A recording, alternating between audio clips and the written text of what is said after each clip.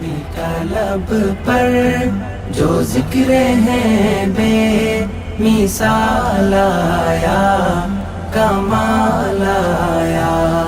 नबी का लब पर जो जिक्र है बे मिसाल आया, कमाल आया।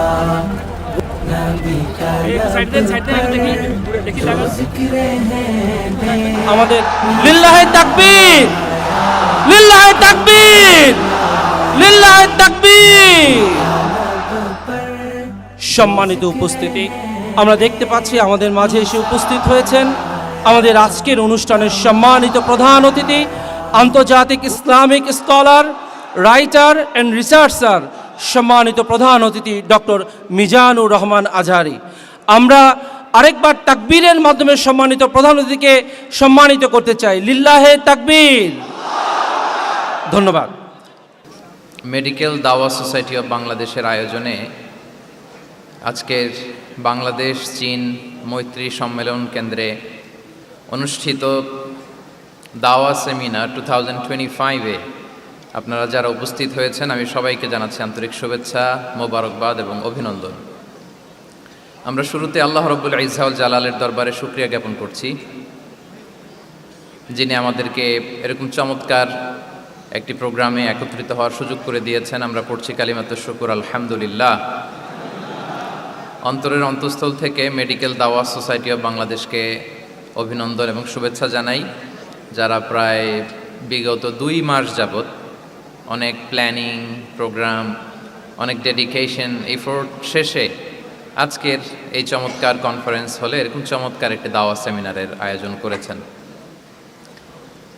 ডক্টরস ফোরামের সাথে আমার মনে হয় এর আগে আমি এত বড় কোনো প্রোগ্রামে জয়েন করিনি। ছোট ছোট কিছু প্রাইভেট ক্লোজ মিট আপে বসার কথা বলার সুযোগ হয়েছে।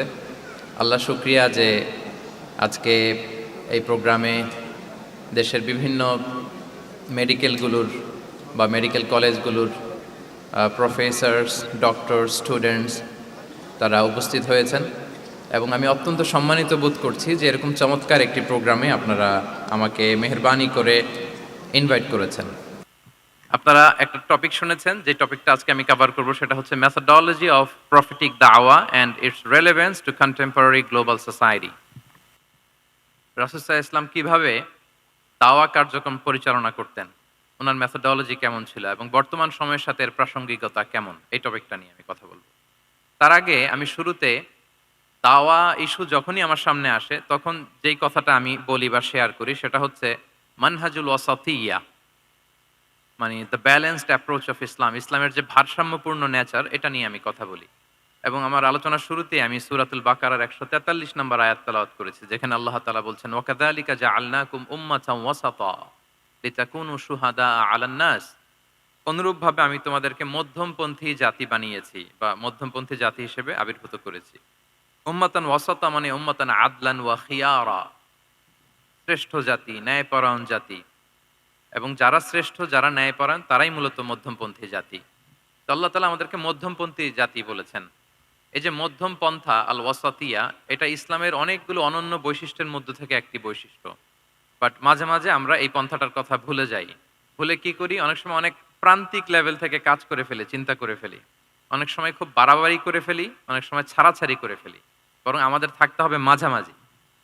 তাহলে the first and foremost reminder today in this conference hall, যে আমরা বাড়াবাড়িও করব না, ছাড়াছাড়িও করব না, আমরা মাঝামাঝি থাকব। কোথায় থাকব? জি, মাঝামাঝি, আল ওয়াসাতিয়্যা, যেটা শ্রেষ্ঠ এবং যেই মেথডোলজির কথা কোরআন আমাদেরকে জানিয়েছে। আমি যদি এটাকে ইংরেজি করি ওয়াসাতিয়্যা, তাহলে ইংরেজি দাঁড়াবে এরকম যে the balanced nature of Islam, ইসলামের যেই ভারসাম্যপূর্ণ যে নেচার, এটার নাম হচ্ছে মূলত আল ওয়াসাতিয়্যা।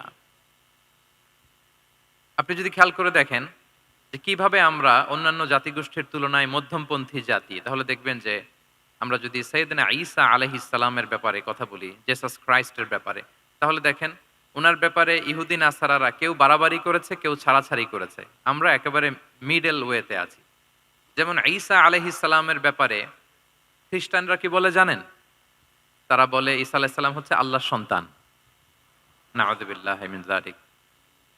যে Jesus Christ is the son of God, গডের সন্তান। তাহলে দেখেন কতটা বাড়াবাড়ি করলো, ঈসা আলাইহিসসালামকে উঠাতে উঠাতে খোদার আসনে নিয়ে বসালো। বাড়াবাড়ি হয়ে গেল না এটা? আচ্ছা, তাহলে একদল খুব বাড়াবাড়ি করলো। এবার যদি ইহুদিদের কথা চিন্তা করি, ইহুদিরা কি বলে?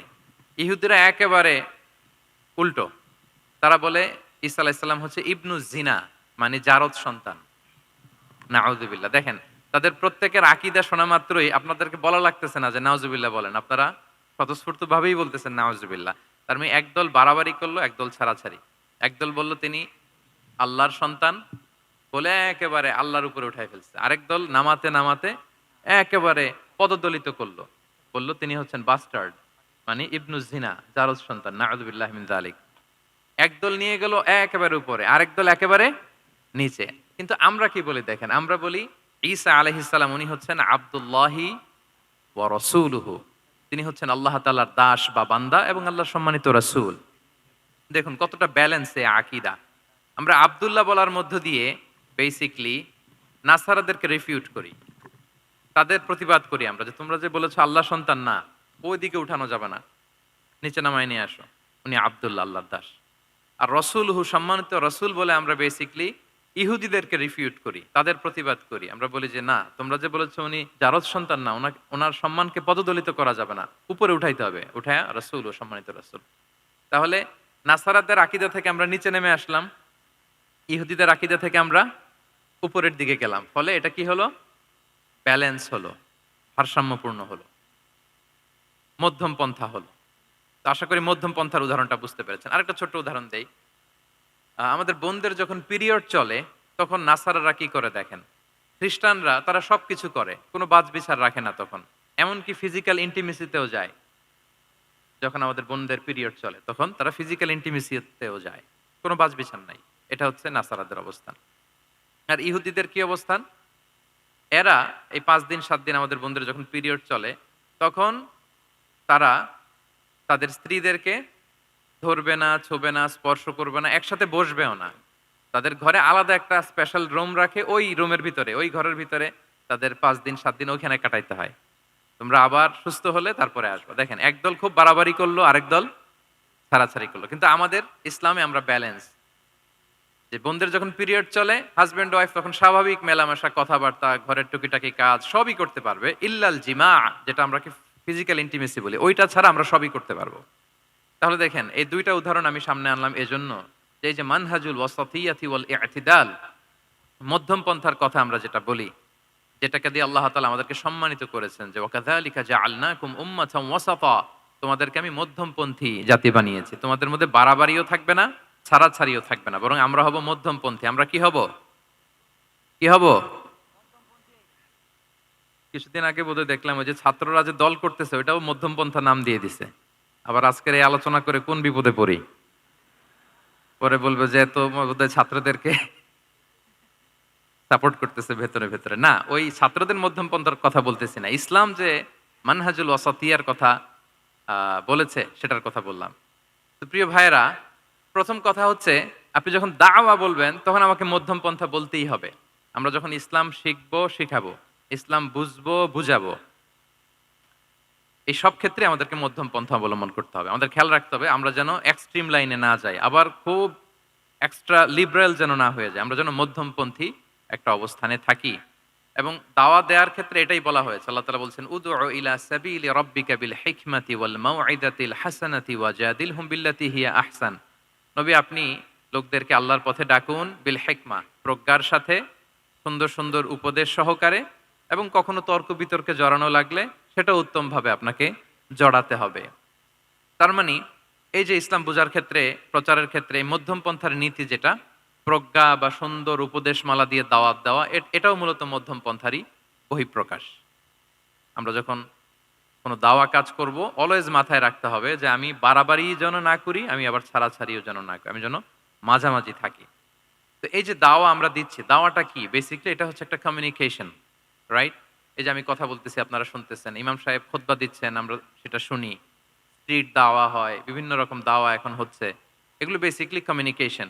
And this communication should be full of wisdom and beautiful advice. এটাই মূলত আল ওয়াসাতিয়া, মানহাজুল ওয়াসাতিয়া, মধ্যম পন্থা। আমি যে বিশ্ববিদ্যালয় থেকে ব্যাচেলর করেছি ওই বিশ্ববিদ্যালয়ের একটা স্লোগান আছে, মানহাজুল ওয়াসাতিয়াতি ওয়াল ইআতিদাল। ওনারা মধ্যম পন্থার কথা বলে। তো আমি যেহেতু এই বিশ্ববিদ্যালয় আল আজহারের গ্রাজুয়েট, আমি যেখানেই যাই একটু করে আমি এই আল ওয়াসাতিয়ার কথাটা বলি প্রিয় ভাইরা। তো দাওয়া যেহেতু কমিউনিকেশন, আমরা ওরাল দাওয়া দিয়ে থাকি, কিন্তু বেসিকলি ওরাল দাওয়ার চেয়ে যেটা প্র্যাকটিক্যাল দাওয়া, থিওরিটিক্যাল দাওয়ার চেয়ে প্র্যাকটিক্যাল দাওয়াটা এটা বেশি ইফেক্টিভ, বেশি প্রোডাক্টিভ। আমরা যখন তাফসির মাহফিল করি, আমরা খুতবা দেই, আলোচনা করি, এটা থেকে তো মানুষ শিখে। কিন্তু আমি যদি আমার আচরণ দিয়ে কোনো একটা মেসেজ দিতে পারি, ওইটা মানুষের হৃদয়ে বেশি দাগ কাটে, বেশি মনে থাকে, খুব বেশি মনে থাকবে। এটার সুযোগ আপনাদের বেশি। যেমন আমি যদি একটা কোরআনের আয়াতের কথা বলি, এটার খুব একটা মূল্যায়ন নাই, কারণ উনি হুজুর মানুষ, উনি তো কোরআনই বলবে। কিন্তু একজন ডক্টর যখন কোরআনের আয়াত বলে, তখন বলে দেখছো মাশাআল্লাহ, একজন ডক্টর, সে চিকিৎসা বিজ্ঞানে এত বড় এক্সপার্টিজের পর আবার কোরআনও জানে। ওই কথা কিন্তু আমিও বলছি, আমার দাম নাই। কিন্তু আপনাদেরকে কত সম্মানের চোখে দেখা হচ্ছে। আবার দেখেন, ৫ ওয়াক্ত সালাত আদায় করা জামাতের সাথে, ফরজ সালাতগুলো, এটা তো মানে করতেই হবে, কম্পালসারি। এটা করে তো খুব বেশি ক্রেডিট নেওয়ার কিছু নাই, তো আমরা সবাই পড়ি। কিন্তু একজন ডাক্তার যখন নামাজ পড়ে, খেয়াল করে দেখবেন, একজন ডক্টর যখন চেম্বারে রুগীদেরকে রেখে বলে যে, ওখানে যদি লেখা থাকে যে সালাতের সময় বিরতি থাকবে, বা বলা হয় যে এই ডাক্তার কিন্তু রুগী বসিয়ে রেখে নামাজটা পড়ে এসে আবার রুগী দেখা শুরু করে, এটা সবাই খুব পজিটিভলি নেয়। যে দেখো, এত ব্যস্ততার পরেও চাইলে এই সময় রুগী দেখতে পারতো, কিন্তু উনি নামাজ পড়ে। দেখেন, একই কোরআনের কথা আমিও বললাম, আপনিও বললেন, আপনার মর্যাদা কত বেশি। আমিও জামাতে নামাজ পড়ি, ইমামতি করাই, আর আপনি যে একটু তাড়াতাড়ি করে নামাজটা পড়ে চলে আসেন, এটাতে আপনার এপ্রিসিয়েশন কত বেশি। তো এভাবে আপনাদের কিন্তু দাওয়া কাজ করার সুযোগ অনেক বেশি, কারণ এটা অনেক মানে নোবেল একটা প্রফেশন, মহৎ পেশা। আপনারা জনগণকে সরাসরি সেবা দেওয়ার যে ব্যাপারটা, এটার সুযোগ আছে। যুদ্ধ বিধ্বস্ত আপনি আহতদেরকে সেবা দিতে পারেন, আগুনে পোড়া রোগীদেরকে সেবা দিতে পারেন, দুরারোগ্য ব্যাধি, তার আর যাওয়ার জায়গা নেই, আপনি সেবা দিতে পারতেছেন। যে কোনো রোগ বালাই, যে কোনো পরিস্থিতিতে যখন একজন মানুষ অসুস্থ হয়, তখন আপনি সেবা দিচ্ছেন, তখন তার মনটা কিন্তু খুব নরম থাকে, তার মধ্যে একটা অসহায়ত্ব কাজ করে। ওই একটা অসহায় মানুষ, তার মনটা খুব নরম, ওই রকম একটা সিচুয়েশনে তারা আপনাদের দ্বারস্থ হয়। ফলে আপনাদের কিন্তু দাওয়া কাজ করার সুযোগ অনেক বেশি, এবং সেক্ষেত্রে ওরাল দাওয়ার চেয়ে আপনার যে প্র্যাকটিক্যাল দাওয়া, এটার ইফেক্ট অনেক বেশি। নিজের আচরণ দিয়ে যে মেসেজটা দেওয়া যায়, এটা সবচেয়ে ইফেক্টিভ। আপনার লেনদেন, আপনার ডিলিংস কেমন, আপনি মানুষ হিসেবে কেমন, এটা সবচেয়ে পাওয়ারফুল দাওয়া। উমরে ফারুক রাদিয়াল্লাহু তাআলা আনহু, উনি ওনার ছাত্রদেরকে প্রায়ই বলতেন, উমরে ফারুক রাদিয়াল্লাহু তাআলা, উনি বলতেন যে কুনু দুআতান ইলাল্লাহি ওয়া আনতুম সামিতুন, যে তোমরা আল্লাহর রাস্তায় দাওয়াতি কাজে বের হয়ে যাও এমন অবস্থায় যে তোমরা চুপচাপ। তো ছাত্ররা বলতো, দাওয়াতি কাজও করতে বলতেছেন, আবার চুপচাপও থাকতে বলতেছেন, এটা আবার কিভাবে দাওয়াত দিব? তো উমর ফারুক রাদিয়াল্লাহু তাআলা আনহু বলতেন, বি আখলাকিকুম, তোমাদের আখলাক দিয়ে দাওয়াত দাও। আখলাক দিয়ে দাওয়াত দেওয়া যায় না? বলেন তো, আখলাক দিয়ে দাওয়াত দেওয়া যায় কি যায় না? যায়। এই আখলাক দিয়ে যে দাওয়াত, এটা অনেক পাওয়ারফুল। 10টা তাফসির মাহফিল করে আমি এটা করতে পারবো না। আপনি আপনার আখলাক দিয়ে, আপনার ব্যক্তিত্ব দিয়ে, আপনার লেনদেন, হ্যাঁ, এগুলো দিয়ে আপনি যে দাওয়াটা দিতে পারবেন, অন্য অনেক কিছু দিয়ে সেটা হবে না। এজন্য ওমর ফারুক বলতেন, কুনু দুআতান ইলাল্লাহি ওয়া আনতুম সামিতুন, আল্লাহর রাস্তায় দায়ী হয়ে বের হও, কিন্তু চুপচাপ। কিভাবে? বলে বি আখলাকিকুম, তোমাদের আখলাক দিয়ে। এটা বেশি পাওয়ারফুল। এবং রাসূল সাল্লাল্লাহু আলাইহি ওয়াসাল্লামের ব্যাপারে যখন জিজ্ঞেস করা হতো আম্মাজান আয়েশা রাদিয়াল্লাহু তাআলা আনহাকে, যে রাসূল সাল্লাল্লাহু আলাইহি ওয়াসাল্লামের আচরণ কেমন ছিল, তখন আম্মাজান আয়েশা বলতেন যে কানা খুলুকুহু আল কোরআন, কোরআনই ছিল রাসূল সাল্লাল্লাহু আলাইহি ওয়াসাল্লামের চরিত্র। পুরো কোরআনে 30 পারায় থিওরিটিক্যালি যা বলা আছে রাসূল সাল্লাল্লাহু আলাইহি ওয়াসাল্লামের জীবনীতে, প্র্যাকটিক্যালি সেটা দেখানো আছে। Mobile should be in pocket. ভাইজান খুব দায়িত্বশীলতার সাথে একেবারে সামনে থেকে রেকর্ডিং করতেছেন, মাশাআল্লাহ। ওই যে শুরুতে বলছি যে সবাইকে দায়িত্বশীল হইতে হবে। আম্মাজান আয়েশা বলতেন, কানা খুলুকুহু আল কোরআন, রাসূল সাল্লাল্লাহু আলাইহি ওয়াসাল্লামের চরিত্র ছিল কোরআন। ইনদামা রাসূলুল্লাহ সাল্লাল্লাহু আলাইহি ওয়াসাল্লাম ইয়ামশি আলাল আরদ কাআন্নাল কোরআনা ইয়ামশি আলাই, রাসূল সাল্লাল্লাহু আলাইহি ওয়াসাল্লাম যখন মদিনার রাস্তা দিয়ে হেঁটে যেতেন, as if a living Quran is walking on the street, মনে হতো একটা জীবন্ত কোরআন রাস্তা দিয়ে হেঁটে হেঁটে যাচ্ছে। তো তাহলে we should try to be a living দাঈ, জীবন্ত দাঈ, প্র্যাকটিক্যাল দাঈ।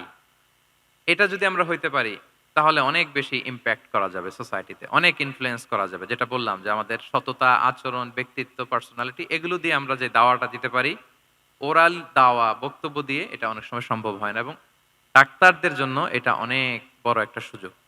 তাহলে ইন্ট্রোডাক্টরি ডিসকাশনে আমি দুটা বিষয়ে কথা বললাম। এক হচ্ছে আমাদেরকে মধ্যমপন্থী হইতে হবে, মানহাজুল ওয়াসাতি ওয়াল ইআতিদাল, এক নাম্বার। দুই নাম্বার হচ্ছে লিভিং দায়ী হওয়ার চেষ্টা করতে হবে, এটা বেশি প্রোডাক্টিভ অ্যান্ড ইফেক্টিভ।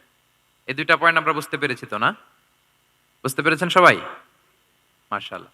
এবার চলুন যে রাসূল সাল্লাল্লাহু আলাইহি ওয়াসাল্লামের যে প্রফেটিক দাওয়া মেথোডোলজি, কিভাবে উনি দাওয়া কাজের আঞ্জাম দিতেন, সেখান থেকে আমাদের নেয়ার আধুনিক সময়ের এর প্রাসঙ্গিকতা কি আছে। আমি 10টা পয়েন্টে আজকের এই সেমিনারে কিছু কথা উপস্থাপনের চেষ্টা করব। ওমা তাওফীকি ইল্লা বিল্লাহ। এক নাম্বার কথা হচ্ছে, আমরা যে দাওয়া দিব, এই দাওয়া language should be very soft and mild and very touchy. দাওয়া ল্যাঙ্গুয়েজ হইতে হবে ভেরি সফট, অলওয়েজ সফট, সব সময়। ইফ ইউ টক অ্যাবাউট দাওয়া, this language should be very soft and mild and touchy. দাওয়ার কথা বললে হয়তো আপনি পলিটিক্স করেন, ওইটা আলাদা কথা। আপনি জেহাদের ময়দানে, ওইটা আলাদা কথা। আমি জেহাদ পলিটিক্স নিয়ে কথা বলতেছি না, আই এম টকিং অ্যাবাউট দাওয়া। যদি আপনি দাওয়া সেমিনারের কথা বলেন, যদি মেডিকেল দাওয়া সোসাইটি নাম দেন, দাওয়া বললে আমাকে বলতে হবে দাওয়ার language should be very soft and mild. আমরা এটা অনেক সময় ভুল করে ফেলি, এটা করা যাবে না। কারণ আপনি হৃদয় থেকে যদি কোনো কথা বলেন, এটা শ্রোতার হৃদয়ে যে টাচ করে। আল্লাহর হাবিব সাল্লাল্লাহু আলাইহি ওয়াসাল্লামের কথাগুলো নিয়ে এত আলোচনা, বিশ্লেষণ, কথাগুলো এত অ্যাপিলিং কেন, এত আবেদনময় কেন? এর কারণ হচ্ছে রাসূল সাল্লাল্লাহু আলাইহি ওয়াসাল্লাম যা বলেছেন তিনি হৃদয় থেকে বলেছেন। হৃদয় থেকে কথা বেরোলে এটা শ্রোতার হৃদয়ে যে টাচ করে। একটা ছোট্ট আয়াত আমি তেলাওয়াত করি, সূরা তাহার। আল্লাহ তাআলা বলছেন, ফাকুলা লাহু কাওলান লাইয়িনা লাআল্লাহু ইয়াতাযাক্কারু আও ইয়াখশা। আল্লাহ তাআলা মূসা আলাইহিস সালাম এবং হারুন আলাইহিস সালাম, ওনাদের দুইজনকে বলছেন যে তোমরা দুই ভাই মিলে যাও, ফেরাউনের কাছে যে দাওয়াত দাও এবং কোমল ভাষায় দাওয়াত দাও। কি ভাষায়? সবাই বলুন। কোমল ভাষায় দাওয়াত দাও। কাওলান লাইয়িনা, use very soft and mild language, very touchy language. Soft এবং কোমল ভাষায় দাওয়াত দাও কাকে? পৃথিবীর সবচেয়ে বড় সন্ত্রাস, তাই না? হ্যাঁ, দুর্ধর্ষ সন্ত্রাস, খোদাদ্রোহী, তারপর সীমালঙ্ঘনকারী। আপনি যত নেগেটিভ যা বলবেন সব যাবে ওর সাথে। ফিরআউন, লাআল্লাহু ইয়াতাযাক্কারু আও ইয়াখশা, হয়তো সে উপদেশ গ্রহণ করবে অথবা তার হৃদয়ে ভয়ের উদ্রেক হতে পারে। হয়তো তোমরা soft and mild language use করবা। মূসা এবং হারুন কোমল ভাষায় যে তোমরা দাওয়াত দিবা। আচ্ছা, কার ব্যাপারে আল্লাহ বললেন, কাকে দাওয়াত দিতে বললেন? সবাই বলেন তো নামটা। ফেরাউন। আচ্ছা, ফেরাউনের ক্ষেত্রে আল্লাহ তাআলা বললেন যে soft and mild language use করো, নরম ভাষা। আমাকে উত্তর দেন, আমাদের কারেন্ট সময় আমরা যাদেরকে জালিম বলি, যাদেরকে খারাপ বলি, ফাসিক বলি, পাপাচারী, ধরেন যে আমার মতে বা আপনাদের মতে যে সবচেয়ে খারাপ পাপাচারী মনে করার সুযোগ আমাদের নাই। কে জান্নাতি কে জাহান্নামী এটা ডিসাইড করবে কে? আল্লাহ তাআলা। কিন্তু আমাদের চোখে যে পাপী, যে ভুল করেছে, যে জালিম, ওই জালিমগুলো, খারাপ লোকগুলো কি ফেরাউনের চেয়ে বেশি খারাপ ছিল? ছিল? ওই ফেরাউনের ক্ষেত্রে আল্লাহ বলেছেন ফাকুল লাহু কাওলান লাইয়িনা, সফট ল্যাঙ্গুয়েজ ইউজ করো মূসা এবং হারুন, কোমল ভাষা ব্যবহার করো। হয়তো তার ভুল ভেঙে যাবে, হয়তো সে উপদেশ গ্রহণ করবে। তো তাহলে দেখেন কত বড় ভুল আমরা করি। আমরা মাঝে মাঝে এমন অ্যাটাকিং মুডে কথা বলি, এমন আগ্রাসী হয়ে কথা বলি, ওর মানার এক সুযোগ থাকলেও ও মানবে না। কি বলেন? যাও মানার একটু ইচ্ছা ছিল, আমার এই অ্যাটিটিউডের কারণে সে আর এটা শুনবে না। এটাই মানুষের স্বভাব। আপনি আগ্রাসী হয়ে অ্যাটাকিং হয়ে কথা বলে মানুষ এটা শোনে না। তাহলে দাওয়ার প্রফেটিক 1 নাম্বার মেথোডোলজি হচ্ছে দাওয়ার ল্যাঙ্গুয়েজ হইতে হবে very soft and very mild. Allah তাআলা সূরাতু আলে ইমরানে বলছেন, ফাবিমা রাহমাতিম মিনাল্লাহি লিনতা লাহুম ওয়ালাউ কুনতা ফাযযান গালিযাল কলবি লানফাদ্দু মিন হাওলিক।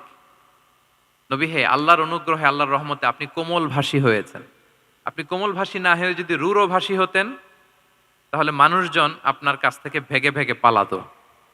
কিন্তু আমরা দেখতাম যে সাহাবারা রাসূল সাল্লাল্লাহু আলাইহি ওয়াসাল্লামের কাছে শুধু জড়ো হইতে চেত, দেখা করতে চেত, রাসূলকে ঘিরে রাখতো, এত পছন্দ করতো রাসূল সাল্লাল্লাহু আলাইহি ওয়াসাল্লামের কোমল আচরণের কারণে।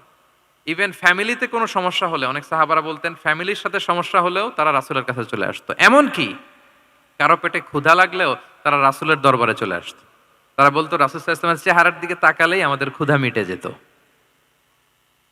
কি কোমল ভাষী ছিলেন কত সুন্দর সফট ল্যাঙ্গুয়েজ রাসূল সাল্লাল্লাহু আলাইহি ওয়াসাল্লাম ইউজ করেছেন।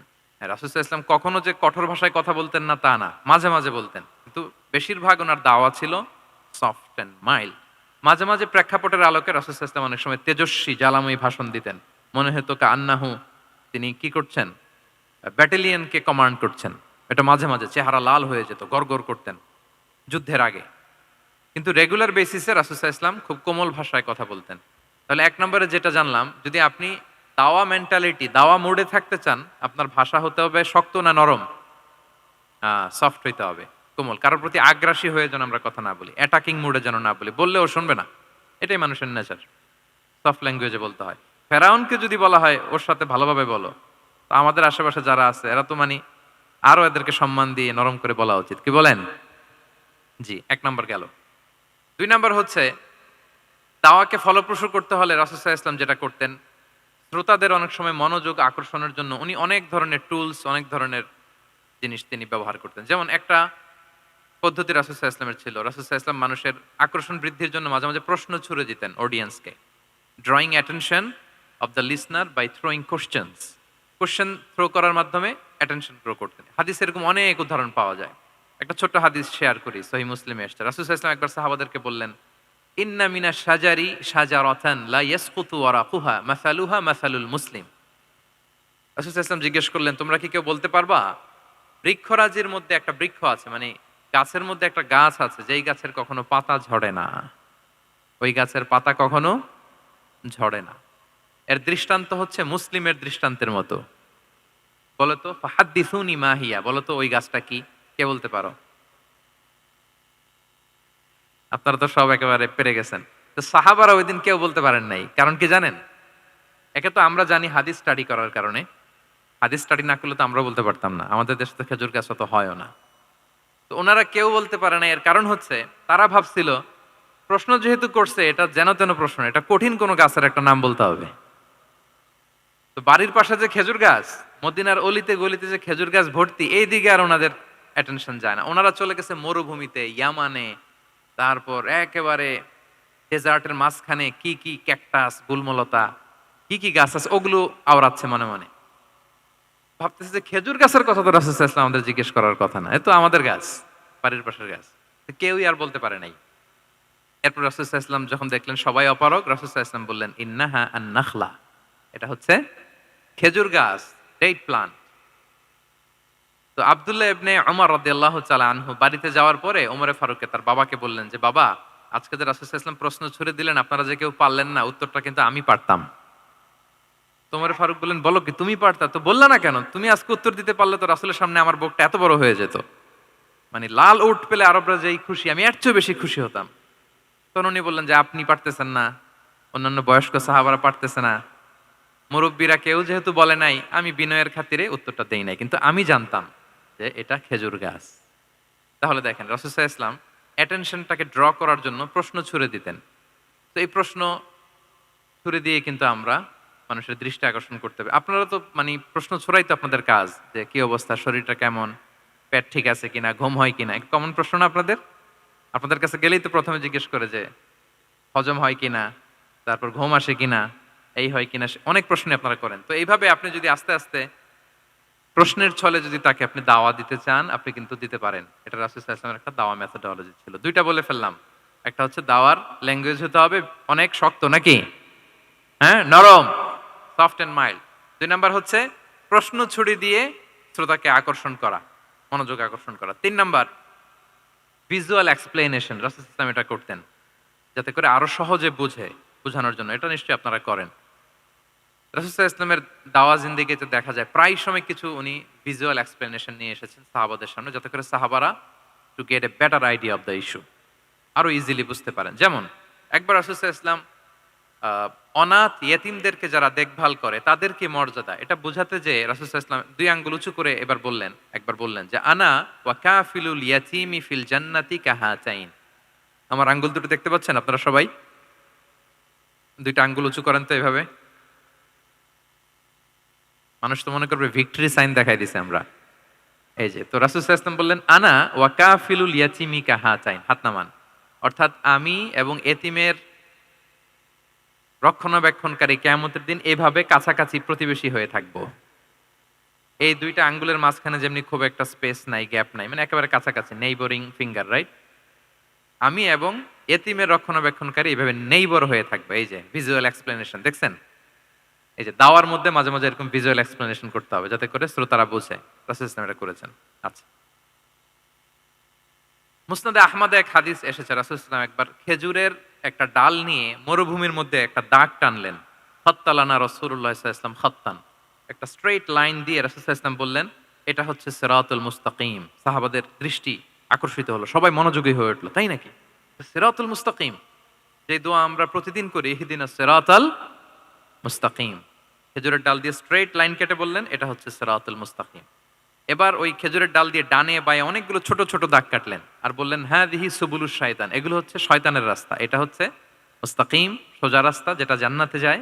আর ডানে বায়ে অনেকগুলো দাগ কাটলেন, ডেকে বললেন, এই প্রতিটি রাস্তায় একটা করে শয়তান বসে থাকে আর সে তোমাদেরকে টেম্পটেশন দিতে থাকে, প্রভোকেশন করতে থাকে, ধোকা দিতে থাকে, ওয়াসওয়াসা দিতে থাকে।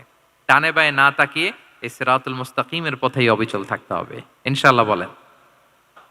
তাহলে দেখেন, মরুভূমির মাঝখানে, তখন তো আর ওই যে এলইডি প্রজেক্টর থাকলে হয়তো রাসূল সাল্লাল্লাহু আলাইহি ওয়াসাল্লাম ওইটাই ব্যবহার করতেন, আমরা এটা এখন করতে পারি বোঝানোর জন্য। রাসূল সাল্লাল্লাহু আলাইহি ওয়াসাল্লাম খেজুরের ডাল দিয়ে মরুভূমির মধ্যে দাগ কেটে সাহাবীদেরকে এই ভিজুয়াল এক্সপ্লেনেশন দিলেন এবং সাহাবারা খুব সহজে বুঝতে পারলেন যে কোনটা সিরাতুল মুস্তাকিম, কোনটা সিরাতুশ শয়তান। এভাবে রাসূল সাল্লাল্লাহু আলাইহি ওয়াসাল্লাম ভিজুয়াল এক্সপ্লেনেশন ইউজ করতেন। আমরা বিশ্বাসীরা যে ভাই ভাই, মুমিনরা যে ভাই ভাই, আমাদের সম্পর্ক যে কত সুদৃঢ় মজবুত, এটা বোঝাতে যে একবার রাসূল সাল্লাল্লাহু আলাইহি ওয়াসাল্লাম বললেন, আল মুমিনু লিল মুমিনি কাল বুনিয়ান, বিশ্বাসীরা তাদের সম্পর্ক হচ্ছে কাল বুনিয়ান, একটা সুদৃঢ় প্রাচীরের মতো, সীসা ঢালা প্রাচীরের মতো। ইয়াশুদ্দু বা'দুহু বা'দা, যেটার এক পাশ আরেক পাশকে মজবুত করে। Strengthening one part the others, এক পার্ট আরেক পার্টকে মজবুত করে। যেমন এই বিল্ডিং, এদিকে ভেঙে ফেললে এটা নড়বড়ে হয়ে যাবে। তিনি বুঝালেন যে সুদৃঢ় প্রাচীরের মতো হচ্ছে বিশ্বাসীদের সম্পর্ক। এটা বলে ওয়াসাব্বাকা বাইনা আসাবিহি, মানে ডান হাতের আঙ্গুলগুলো বা হাতের ভেতরে ভেবে ঢুকিয়ে দিলেন, বললেন যে এরকম মজবুত। সুবহানাল্লাহ। এই যে এই হাতের আঙ্গুলগুলো এই হাতে ঢুকিয়ে এরকম চাপ দিলে খুব শক্ত হয় না, মজবুত হয় না? রাসূল সাল্লাল্লাহু আলাইহি ওয়াসাল্লাম বললেন আমাদের বন্ধন হচ্ছে এরকম সুদৃঢ় মজবুত, সুদৃঢ় সীসা ঢালা প্রাচীরের মতো। আল্লাহু আকবার। তাহলে এই যে ভিজুয়াল এক্সপ্লেনেশন, রাসূল সাল্লাল্লাহু আলাইহি ওয়াসাল্লাম বোঝানোর জন্য এই যে এরকম দাগ কাটা, কখনো এইভাবে, হাদিসে এরকম অনেক পাওয়া যায়। আমি অল্প কয়েকটা, সময়ের টাইম কনস্ট্রেন্টের কারণে অল্প কয়েকটা নিয়ে আসলাম।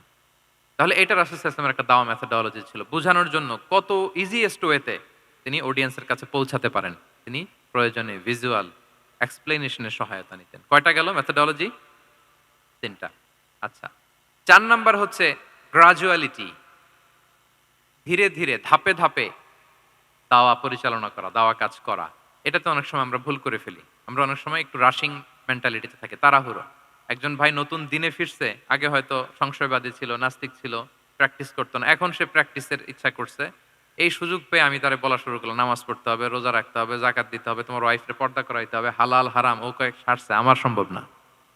ও বলবে ভাই আগে যা ছিলাম ওইটাই ভালো ছিল, এতগুলো তো আমি মানতে পারবো না। এই যে আপনি তাকে দিন থেকে ভাগালেন, আপনার দাওয়া মেথোডোলজি জানা না থাকার কারণে আপনি তাকে ভাগালেন। একসাথে আপনি এত কথা বলবেন না। নতুন যখন কেউ দিনে ফিরে তাকে আপনি একসাথে এত কথা বলবেন না। নতুন যখন কোনো বোন ইসলামে আসতে চায় তাকে আপনি কঠিন করে বলবেন না। উপরে আমাদের বোনরা আছে, তাদেরকেও আমি বলবো সহজ করে বলেন। প্রথমে নামাজের কথা বলেন, নামাজ আস্তে আস্তে পড়ুক যতটুকু পারুক।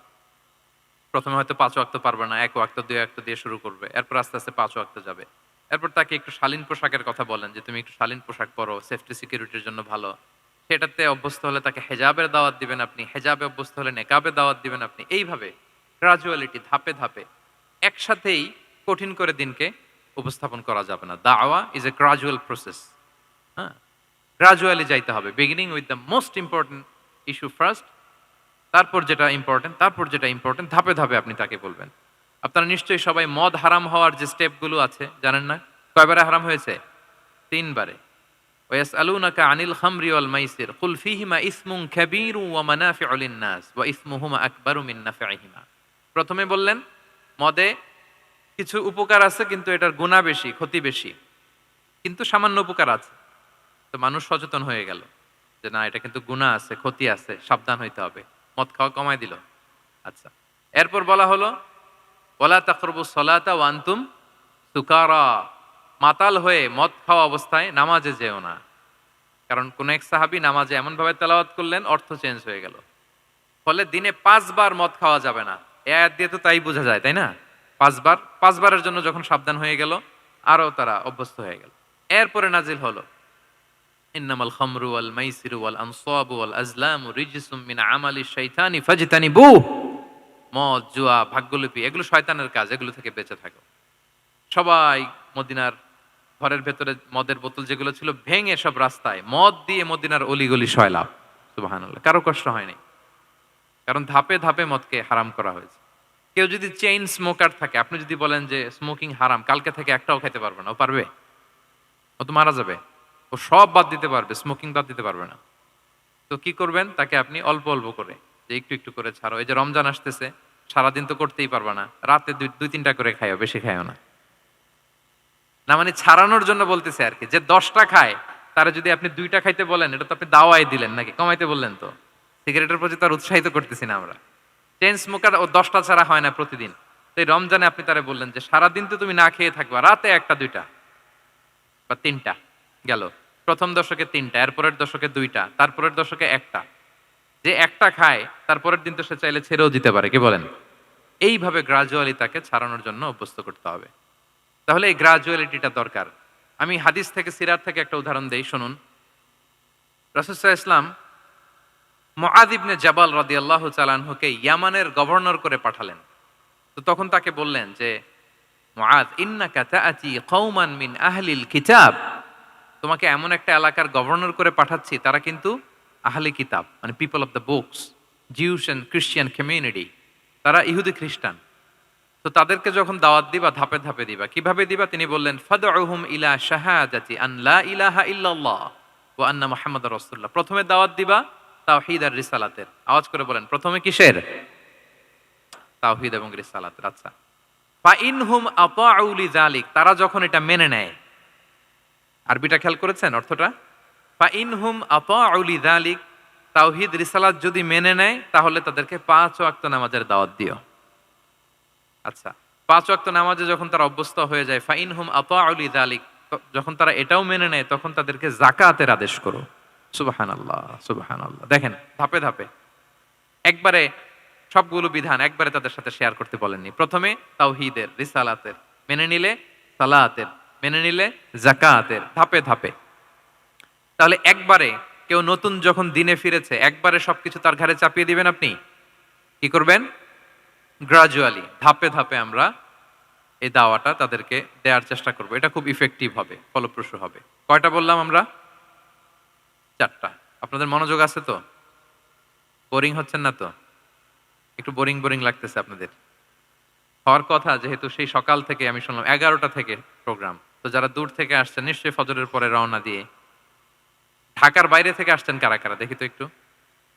ইয়া সালাম, আপনারা নিশ্চয়ই ফজর পরে রওনা হয়েছেন গতকাল।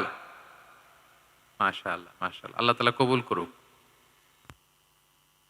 আসুন আমরা তাকবীর পড়ি, তাহলে আরেকটু এনার্জেটিক হব আমরা। লিল্লাহি তাকবীর, লিল্লাহি তাকবীর, লিল্লাহি তাকবীর। একটু এনার্জেটিক লাগতেছে না এখন? মাশাআল্লাহ। না ঠিক আছে, ঠিক আছে, এই তো ঠিক আছে। আচ্ছা, 4টা কভার করে ফেলেছি। 5 নাম্বার হচ্ছে দাওয়ার মধ্যে ইমোশনাল ইন্টেলিজেন্স ইউজ করতে হবে, তাহলে এটা মোর ইফেক্টিভ হবে। মানে আপনি মানুষের আবেগ অনুভূতি নাড়িয়ে দিয়ে যদি দাওয়া দিতে পারেন, এটা তার শুদ্ধাচারের জন্য অনেক কাজে দেবে। ইমোশনাল ইন্টেলিজেন্স মানে তার আবেগ, ইমোশনকে আপনি ট্রিগার আপ করবেন, ওইটাতে আপনি টাচ করবেন, তাহলে দেখবেন যে সে একেবারে কাবু হয়ে গেছে। এটা রাসূল সাল্লাল্লাহু আলাইহি ওয়াসাল্লামের সিরাতে আমরা অনেক সময় দেখেছি যে ইমোশনাল ইন্টেলিজেন্সকে কাজে লাগিয়ে রাসূল সাল্লাল্লাহু আলাইহি ওয়াসাল্লাম তার আবেগ অনুভূতিতে এমন ভাবে নাড়া দিয়েছেন, তাকে আল্লাহ তাআলা হেদায়েতের রাস্তায় নিয়ে এসেছে।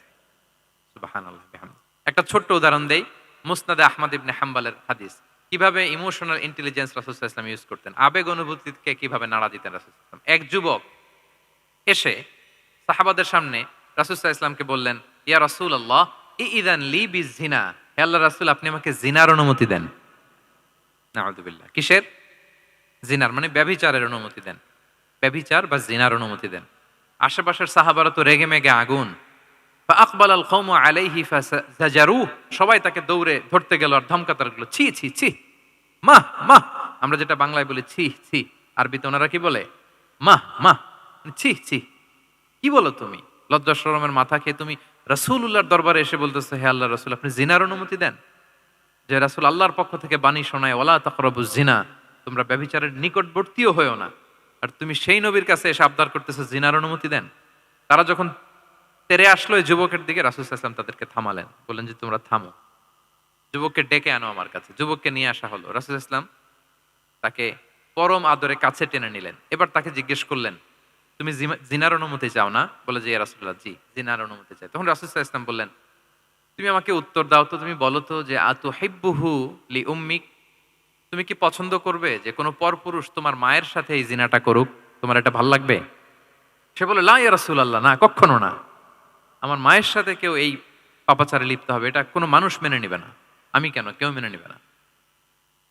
তারপর রাসূল সাল্লাল্লাহু আলাইহি ওয়াসাল্লাম তাকে বললেন, আতুহিব্বুহু লিবনাতিক, তুমি তোমার কলিজার টুকরা সন্তান, কন্যা সন্তানের সাথে, তোমার কন্যার সাথে কেউ এই পাপ কাজটা করুক, এটা তুমি মেনে নিবে? এটা তুমি পছন্দ করো? সে বলল, লা ইয়া রাসূলুল্লাহ, হে আল্লাহর রাসূল, কশিন কালেও না, কখনো মানবো না। আমার মেয়ের সাথে কেউ এই কাজ করবে, আমি কখনো মানবো না। রাসূল সাল্লাল্লাহু আলাইহি ওয়াসাল্লাম আবার তাকে প্রশ্নবাণে জর্জরিত করতে লাগলেন। আবার বললেন, আতুহিব্বুহু লি উখতিক, তুমি কি তোমার প্রিয় বোনের সাথে কেউ এটা করুক, এই পাপাচারে লিপ্ত হোক, জিনা করুক, পছন্দ করবে? তোমার বোনকে কেউ এরকম করবে, অপমান করবে, এটা চাইবে তুমি?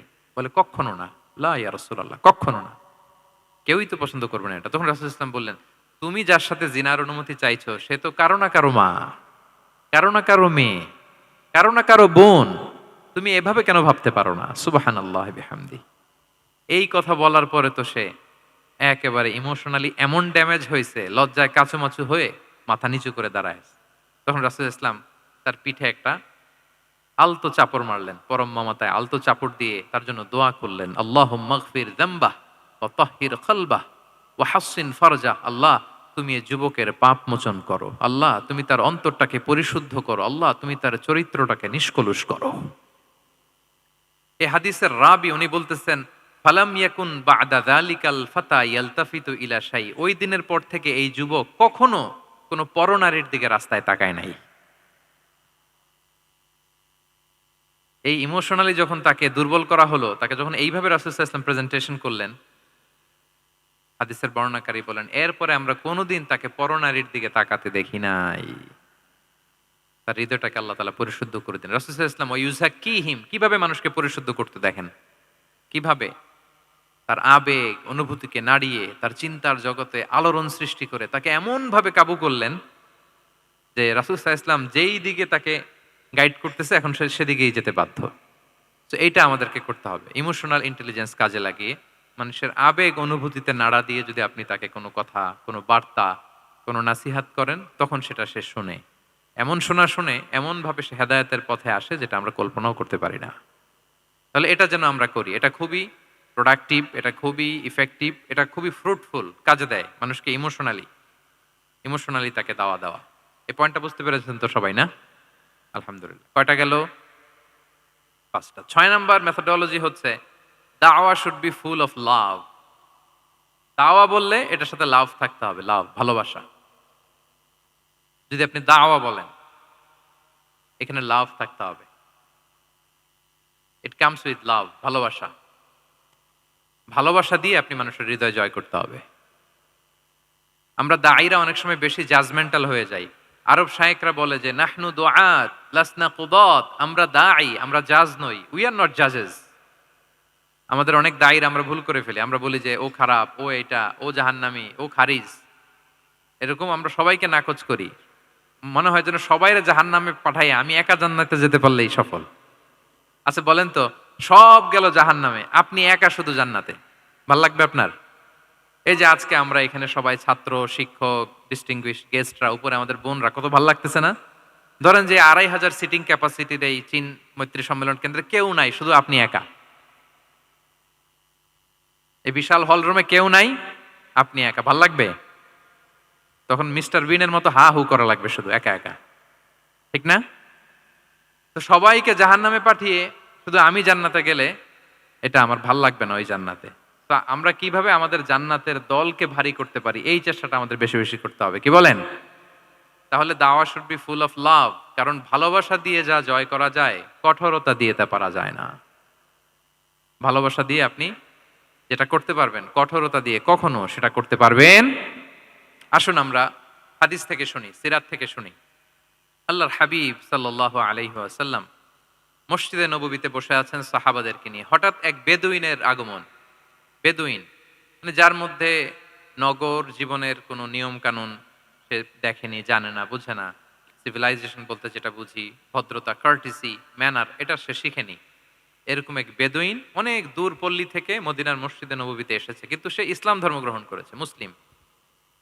তো মসজিদে ঢুকে সে 2 রাকাত নামাজ পড়তেছে। এসে যে রাসূলকে সালাম দিবে, কথা, ওই কার্টিসিটাও নাই।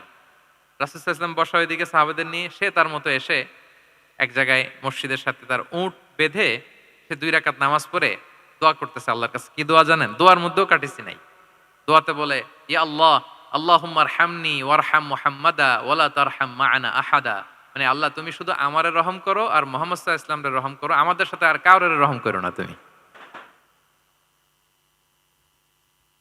বেদুইন, তার মধ্যে আদাবু দোয়া, দোয়ার যে একটা এটিকেটস আছে, এটা তো তার জানা নাই।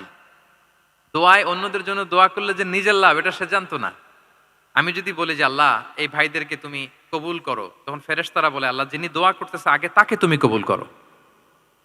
কেউ অসুস্থ, আমি যদি বলি আল্লাহ আমার এই ভাইকে তুমি সুস্থ করো, আল্লাহর ফেরেশতারা বলে আল্লাহ যিনি দোয়া করলেন আগে তার রোগ বালাই থাকলে আগে তাকে সুস্থ করো। এই যে দোয়ার এটিকেটস, আদাব দোয়া, এটা সে জানতো না।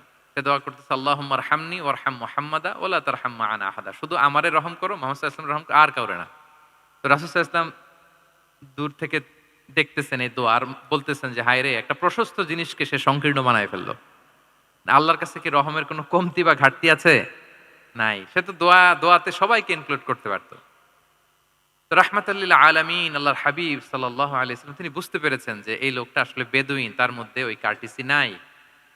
তো তিনি ফলো করতে লাগলেন যে দেখি লোকটা কি করে। তো লোকটা দোয়া টোয়া করেই এবার যে মসজিদের এক কর্নারে বসে ওখানেই পেশাব করা শুরু করলো। মানে কোনো কার্টিসি, নিয়ম, ভদ্রতা তার জানা নাই। তো তাকে পেশাব করতে দেখে বাকি লোকেরা তো তাকে ধরতে গেল, মারতে গেল। রাসূল সাল্লাল্লাহু আলাইহি ওয়াসাল্লাম বললেন দাউ, রাখো রাখো, আরে থামো থামো, ওকে কাজ সারতে দাও, ওকে ওর কাজ সারতে দাও। কারণ আপনারা এটা ভালো জানেন যে ওয়াশরুম সারা অবস্থায় যদি কেউ বাইরে থেকে জোরে ডাক দেয় তাহলে অবস্থা খারাপ আছে, ঠিক কিনা বলেন? কেউ টয়লেট সারতেছে ওয়াশরুমে, তখন যদি আপনি জোরে নক করেন এটা তার ক্ষতি হয়, কারণ আগে তাকে ওইটা পাস করতে হবে স্মুথলি। এটাও একটা এটিকেট যে কেউ ওয়াশরুমে গেল, আমাকেও যেতে হবে, তো আমি যে বারবার ডিস্টার্ব না করে ওখানে একটু পায়চারা করতে পারি, একটু হালকা মৃদু শব্দে কাশি দিতে পারি, বা আমি যে বাইরে আছি, সামওয়ান ইজ ওয়েটিং আউটসাইড, এটা তাকে বুঝাতে পারি। কিন্তু অনেকে যে কি করে, ধাম ধাম করার যখন শুরু করে, ওই বেচারার তো অবস্থা টাইট। এটা যেন আমরা না করি, এই শিক্ষাটা কিন্তু এই হাদিস থেকে পাই। রাসূল সাল্লাল্লাহু আলাইহি ওয়াসাল্লাম বললেন দাউ দাউ, রাখো রাখো, আরে ছাড়ো ছাড়ো, ও তো এখন ইয়ে করতেছে, ইউরিন পাস করতেছে, রাখো, ওটাও সারুক, আগে সারুক, আমরা পরে ডিল করি। তো সবাইকে তিনি থামালেন, ও সারলো। এবার রাসূল সাল্লাল্লাহু আলাইহি ওয়াসাল্লাম বললেন এবার তোমরা যে ওয়াহারিকু আলা বাউলিহি সাজলান মিন মা, যেহেতু মসজিদে নববীর ফ্লোর ছিল বালুর ফ্লোর, শুকিয়ে যাবে, বললেন যে ওর পেশাব করা জায়গার উপর 1 বালতি পানি ঢেলে দাও। সাহাবারা দিল। আর এই বেদুইন লোককে রাসূল সাল্লাল্লাহু আলাইহি ওয়াসাল্লাম কাছে টেনে নিলেন, যে তাকে খুব ভালোবাসা দিয়ে বললেন কি অবস্থা তোমার, কোত্থেকে আসছো, সব খোঁজ খবর নিয়ে বললেন যে তুমি যে এইখানে নামাজ পড়লা, এরপরে আবার এই কাজটা সারলা, তুমি কি জানো এইখানে আল্লাহর জিকির করা হয়, এটা আমাদের ইবাদতগাহ, এখানে আমরা রবের জিকির করি, তার কাছে ফরিয়াদ করি, সবাই মিলে এই কমিউনিটির সবাই এখানে আসে, এই কমিউনিটির, মদিনার কমিউনিটির সবাই মিলে, নারী পুরুষ নির্বিশেষে আমরা এসে এখানে আল্লাহর কাছে ফরিয়াদ করি, দোয়া করি, ইবাদত করি, কোরআন তেলাওয়াত করি, এটা আমাদের ইবাদতগাহ। এইখানে কি এমন কাজটা করা তোমার ঠিক হলো? সে তো লজ্জায় কাচুমাচু হয়ে রাসূল সাল্লাল্লাহু আলাইহি ওয়াসাল্লামের কাছে ক্ষমা চাইতেছে। সুবহানাল্লাহি বিহামদি। একটা কঠিন পরিস্থিতিকে ভালোবাসা দিয়ে রাসূল সাল্লাল্লাহু আলাইহি ওয়াসাল্লাম কোথায় নিয়ে যেতেন, এটাকে পুরো হিস্ট্রি পাল্টে দিতেন, সিনারিও পাল্টে দিতেন। সাহাবারা অবাক হলো, তারাও শিখলো যে না, এরকম করা যাবে না। তখন তাকে এইভাবে ডিল করলেন। আর সাহাবারা যারা রাগারাগি করেছিল, সাহাবীদেরকে রাসূল সাল্লাল্লাহু আলাইহি ওয়াসাল্লাম বললেন ফা ইন্নামা বুইসতুম মুয়াসসিরিন ওয়া লাম তুবআসু মুআসসিরিন, মনে রেখো তোমরা সহজপন্থী হয়ে প্রেরিত হয়েছো, তোমরা কঠিন কট্টরপন্থী হয়ে, জটিলপন্থী হয়ে প্রেরিত হও নাই। তোমরা কোনো কাজকে জটিলভাবে সমাধানের দিকে যেও না, সহজ করে সলভ করবা। সুবহানাল্লাহ, সুবহানাল্লাহ বিহামদি। তাহলে দেখেন, ভালোবাসা দিয়ে রাসূল সাল্লাল্লাহু আলাইহি ওয়াসাল্লাম ওই বেদুইনকে যেভাবে আদব শিক্ষা দিলেন, তার হৃদয় জয় করলেন, কঠোরতা দিয়ে পারা যেত? বলেন তো, পারা যেত? পারা যেত না। তো 6 নাম্বার দাওয়া মেথোডোলজি হচ্ছে দাওয়া should be full of love, full of love, full of well wishes. আপনি শুভকামনা, ভালোবাসা, এটা দিয়ে আপনি মানুষের হৃদয়ে যতটুকু জায়গা পাবেন, কঠোরতা দিয়ে পাবেন না। আরেকটা ছোট্ট উদাহরণ দেই। সুমামা ইবনে উসাল রাদিয়াল্লাহু তাআলা আনহু, উনি ইয়ামামার অধিপতি ছিলেন, অধিপতি। রাসূল সাল্লাল্লাহু আলাইহি ওয়াসাল্লামকে হত্যা করতে এসেছিলেন গোপনে। কি করতে? হত্যা করতে। কি করতে বলেন সবাই? হত্যা করার জন্য এসেছিলেন। কিন্তু দুর্ভাগ্যক্রমে হত্যা করতে এসে সে ধরা পড়ে গেছে সাহাবীদের হাতে, হত্যা করতে পারে নাই সুমামা ইবনে উসাল। তো সাহাবীরা তাকে ধরে মসজিদে নববীর পিলারের সাথে বেঁধে রাখলো, ইসলামকে ডাকলো। তারা বলল যে ইয়া রাসূলুল্লাহ, দেখেন ইয়ামামা থেকে আসছে সুমামা ইবনে উসাল আপনাকে হত্যা করবার জন্য, তাকে আমরা ধরে ফেলেছি, আমরা বেঁধে রেখেছি। তো রাসূল ইসলাম তার কাছে যে তার খোঁজ খবর নিলেন প্রথম দিন, এবং তার সামনে যথারীতি তাওহীদ এবং রিসালার দাওয়াত দিলেন। ফিরে আসলেন, ফিরে এসে সাহাবাদেরকে বললেন, তোমাদের ঘরে ভালো রুটি আছে কার কাছে? রুটির কালেকশন, আটা পিষে রুটি বানাতে পারবে। একজন বলল আমি। বললো যে এটা সুমামাকে দিয়ে আস। তো দিয়ে আসলো। আরেকজন বললো ভালো তাজা খেজুর আছে কার কাছে? এক সাহাবী বললেন আমার কাছে। রাসূল ইসলাম বললেন যাও, এটা সুমামাকে দিয়ে আস। দিয়ে আসলেন। এরপরের দিন রাসূল ইসলাম যে আবার ইসলামের সৌন্দর্য, হ্যাঁ, মাহাসিনু আহকামি শারিয়া, ইসলামী শারিয়ার যে বিউটি, বিউটি অফ ইসলাম, এটা তুলে ধরলেন, ইসলামের যৌক্তিকতা তুলে ধরলেন। সে অবাক হতে লাগলো যে কিরে, যুদ্ধবন্দীদের সাথে মুহাম্মদ সাল্লাল্লাহু আলাইহি ওয়াসাল্লাম এবং তার অনুসারীরা এরকম আচরণ করে? সে তো যুদ্ধবন্দী, এত সুন্দর আচরণ। তাকে আবার ইসলামের সুশীতল পানিগুলোর প্রতি আহ্বান করে রাসূল ইসলাম বাড়িতে এসে এবার নিজের যে উট আছে, উটকে যে পালে, সে রাখালকে বলল তুমি উটের দুধ দহন করে তাকে কিছু দুধ দিয়ে আসো, যাও। সুবহানাল্লাহ। আসছিল রাসূল সাল্লাল্লাহু আলাইহি ওয়াসাল্লামকে কি করতে? হত্যা করতে। তো তাকে ওটের গরম দুধ দিয়ে আসা হলো, সে পেট ভরে খেলো। তৃতীয় দিন এবার রাসূল সাল্লাল্লাহু আলাইহি ওয়াসাল্লাম যে ইসলামের যে ভবিষ্যৎ, ইসলাম মানলে যে জান্নাতে থাকা যাবে, এগুলো সব বললেন, এবং তাকে আরো অনেক মেহমানদারি করলেন, আপ্যায়ন করলেন। 3 দিন যখন রাসূল সাল্লাল্লাহু আলাইহি ওয়াসাল্লাম ইসলামকে তার সামনে এভাবে প্রেজেন্ট করলেন, আপ্যায়ন করলেন, ভালো আচরণ দেখালেন, সে অবাক হয়ে গেল। আল্লাহ তাআলা তার হৃদয়টাকে নূর দিয়ে আলোকিত করে দিলেন। 3 দিন পর রাসূল সাল্লাল্লাহু আলাইহি ওয়াসাল্লাম সাহাবীদেরকে ডেকে বললেন, যাও সুমামা ইবনে উসালের হাত পাগুলো যে রশি দিয়ে বেঁধে রেখেছো ছেড়ে দাও, রশিগুলো খুলে দাও। সাহাবারা বলেন কি ইয়া রাসূলুল্লাহ, সে তো খুনি, সে সুযোগ পেলেই তো অ্যাসাসিনেট করতো, তার রশি, হাতের রশি খুলে দিতে আপনাকে মেরে ফেলবে। আল্লাহ রাসূল সাল্লাল্লাহু আলাইহি ওয়াসাল্লাম বললেন, না, আমি যা জানি তোমরা সেটা জানো না, যেটা বলেছি তাই করো। মসজিদে নববীর পিলারের সাথে তাকে যে বেঁধে রেখেছো, রশি খুলে দাও, হাত পা খুলে দাও। আল্লাহর হাবিব সাল্লাল্লাহু আলাইহি ওয়াসাল্লামের নির্দেশ মোতাবেক সাহাবারা ওনার হাত খুলে দিলেন, পা খুলে দিলেন। সুমামা ইবনে উসাল কারোর সাথে কথা না বলে, তার বাড়ি তো ইয়ামামা, সেখানেও ফিরে গেলেন না, অন্য কোনো শহরেও গেলেন না। তিনি মদিনা থেকে অনতি দূরে একটা খেজুরের বাগান আছে, ওখানে কুয়া আছে, উনি যে ওই কুয়ার পানি দিয়ে গোসল করলেন। গোসল করে পবিত্র হয়ে মসজিদে নববীতে রাসূল সাল্লাল্লাহু আলাইহি ওয়াসাল্লামের কাছে ফিরে আসলেন, আর এসেই ঘোষণা দিলেন, আশহাদু আল্লা ইলাহা ইল্লাল্লাহ ওয়া আশহাদু আন্না মুহাম্মাদার রাসূলুল্লাহ। সুবহানাল্লাহ, সুবহানাল্লাহ। তিনি বললেন যে আমি সাক্ষ্য দিচ্ছি আল্লাহ ছাড়া কোনো ইলাহ নেই, আরো সাক্ষ্য দিচ্ছি যে মুহাম্মদ আপনি আল্লাহর প্রেরিত বান্দা এবং রাসূল। সুবহানাল্লাহ পড়বেন না সবাই? এবার তিনি বললেন, মুহাম্মদ, আপনার চেহারার চাইতে অপছন্দের চেহারা পৃথিবীতে আর দ্বিতীয়টা আমার কাছে ছিল না, কিন্তু আজকের পর থেকে আপনার চেয়ে প্রিয় চেহারা, আপনার চেহারার চেয়ে প্রিয় কোনো চেহারা আমার কাছে আর নাই। ইসলামের চেয়ে অপছন্দনীয় ধর্ম আমার কাছে আর ছিল না, কিন্তু আজ থেকে ইসলামের চেয়ে পছন্দনীয় কোনো ধর্ম আমার কাছে নাই। মদিনার চেয়ে অপছন্দের শহর আমার কাছে ছিল না, তো আজ থেকে মদিনার চেয়ে কোনো প্রিয় শহর আমার কাছে নাই।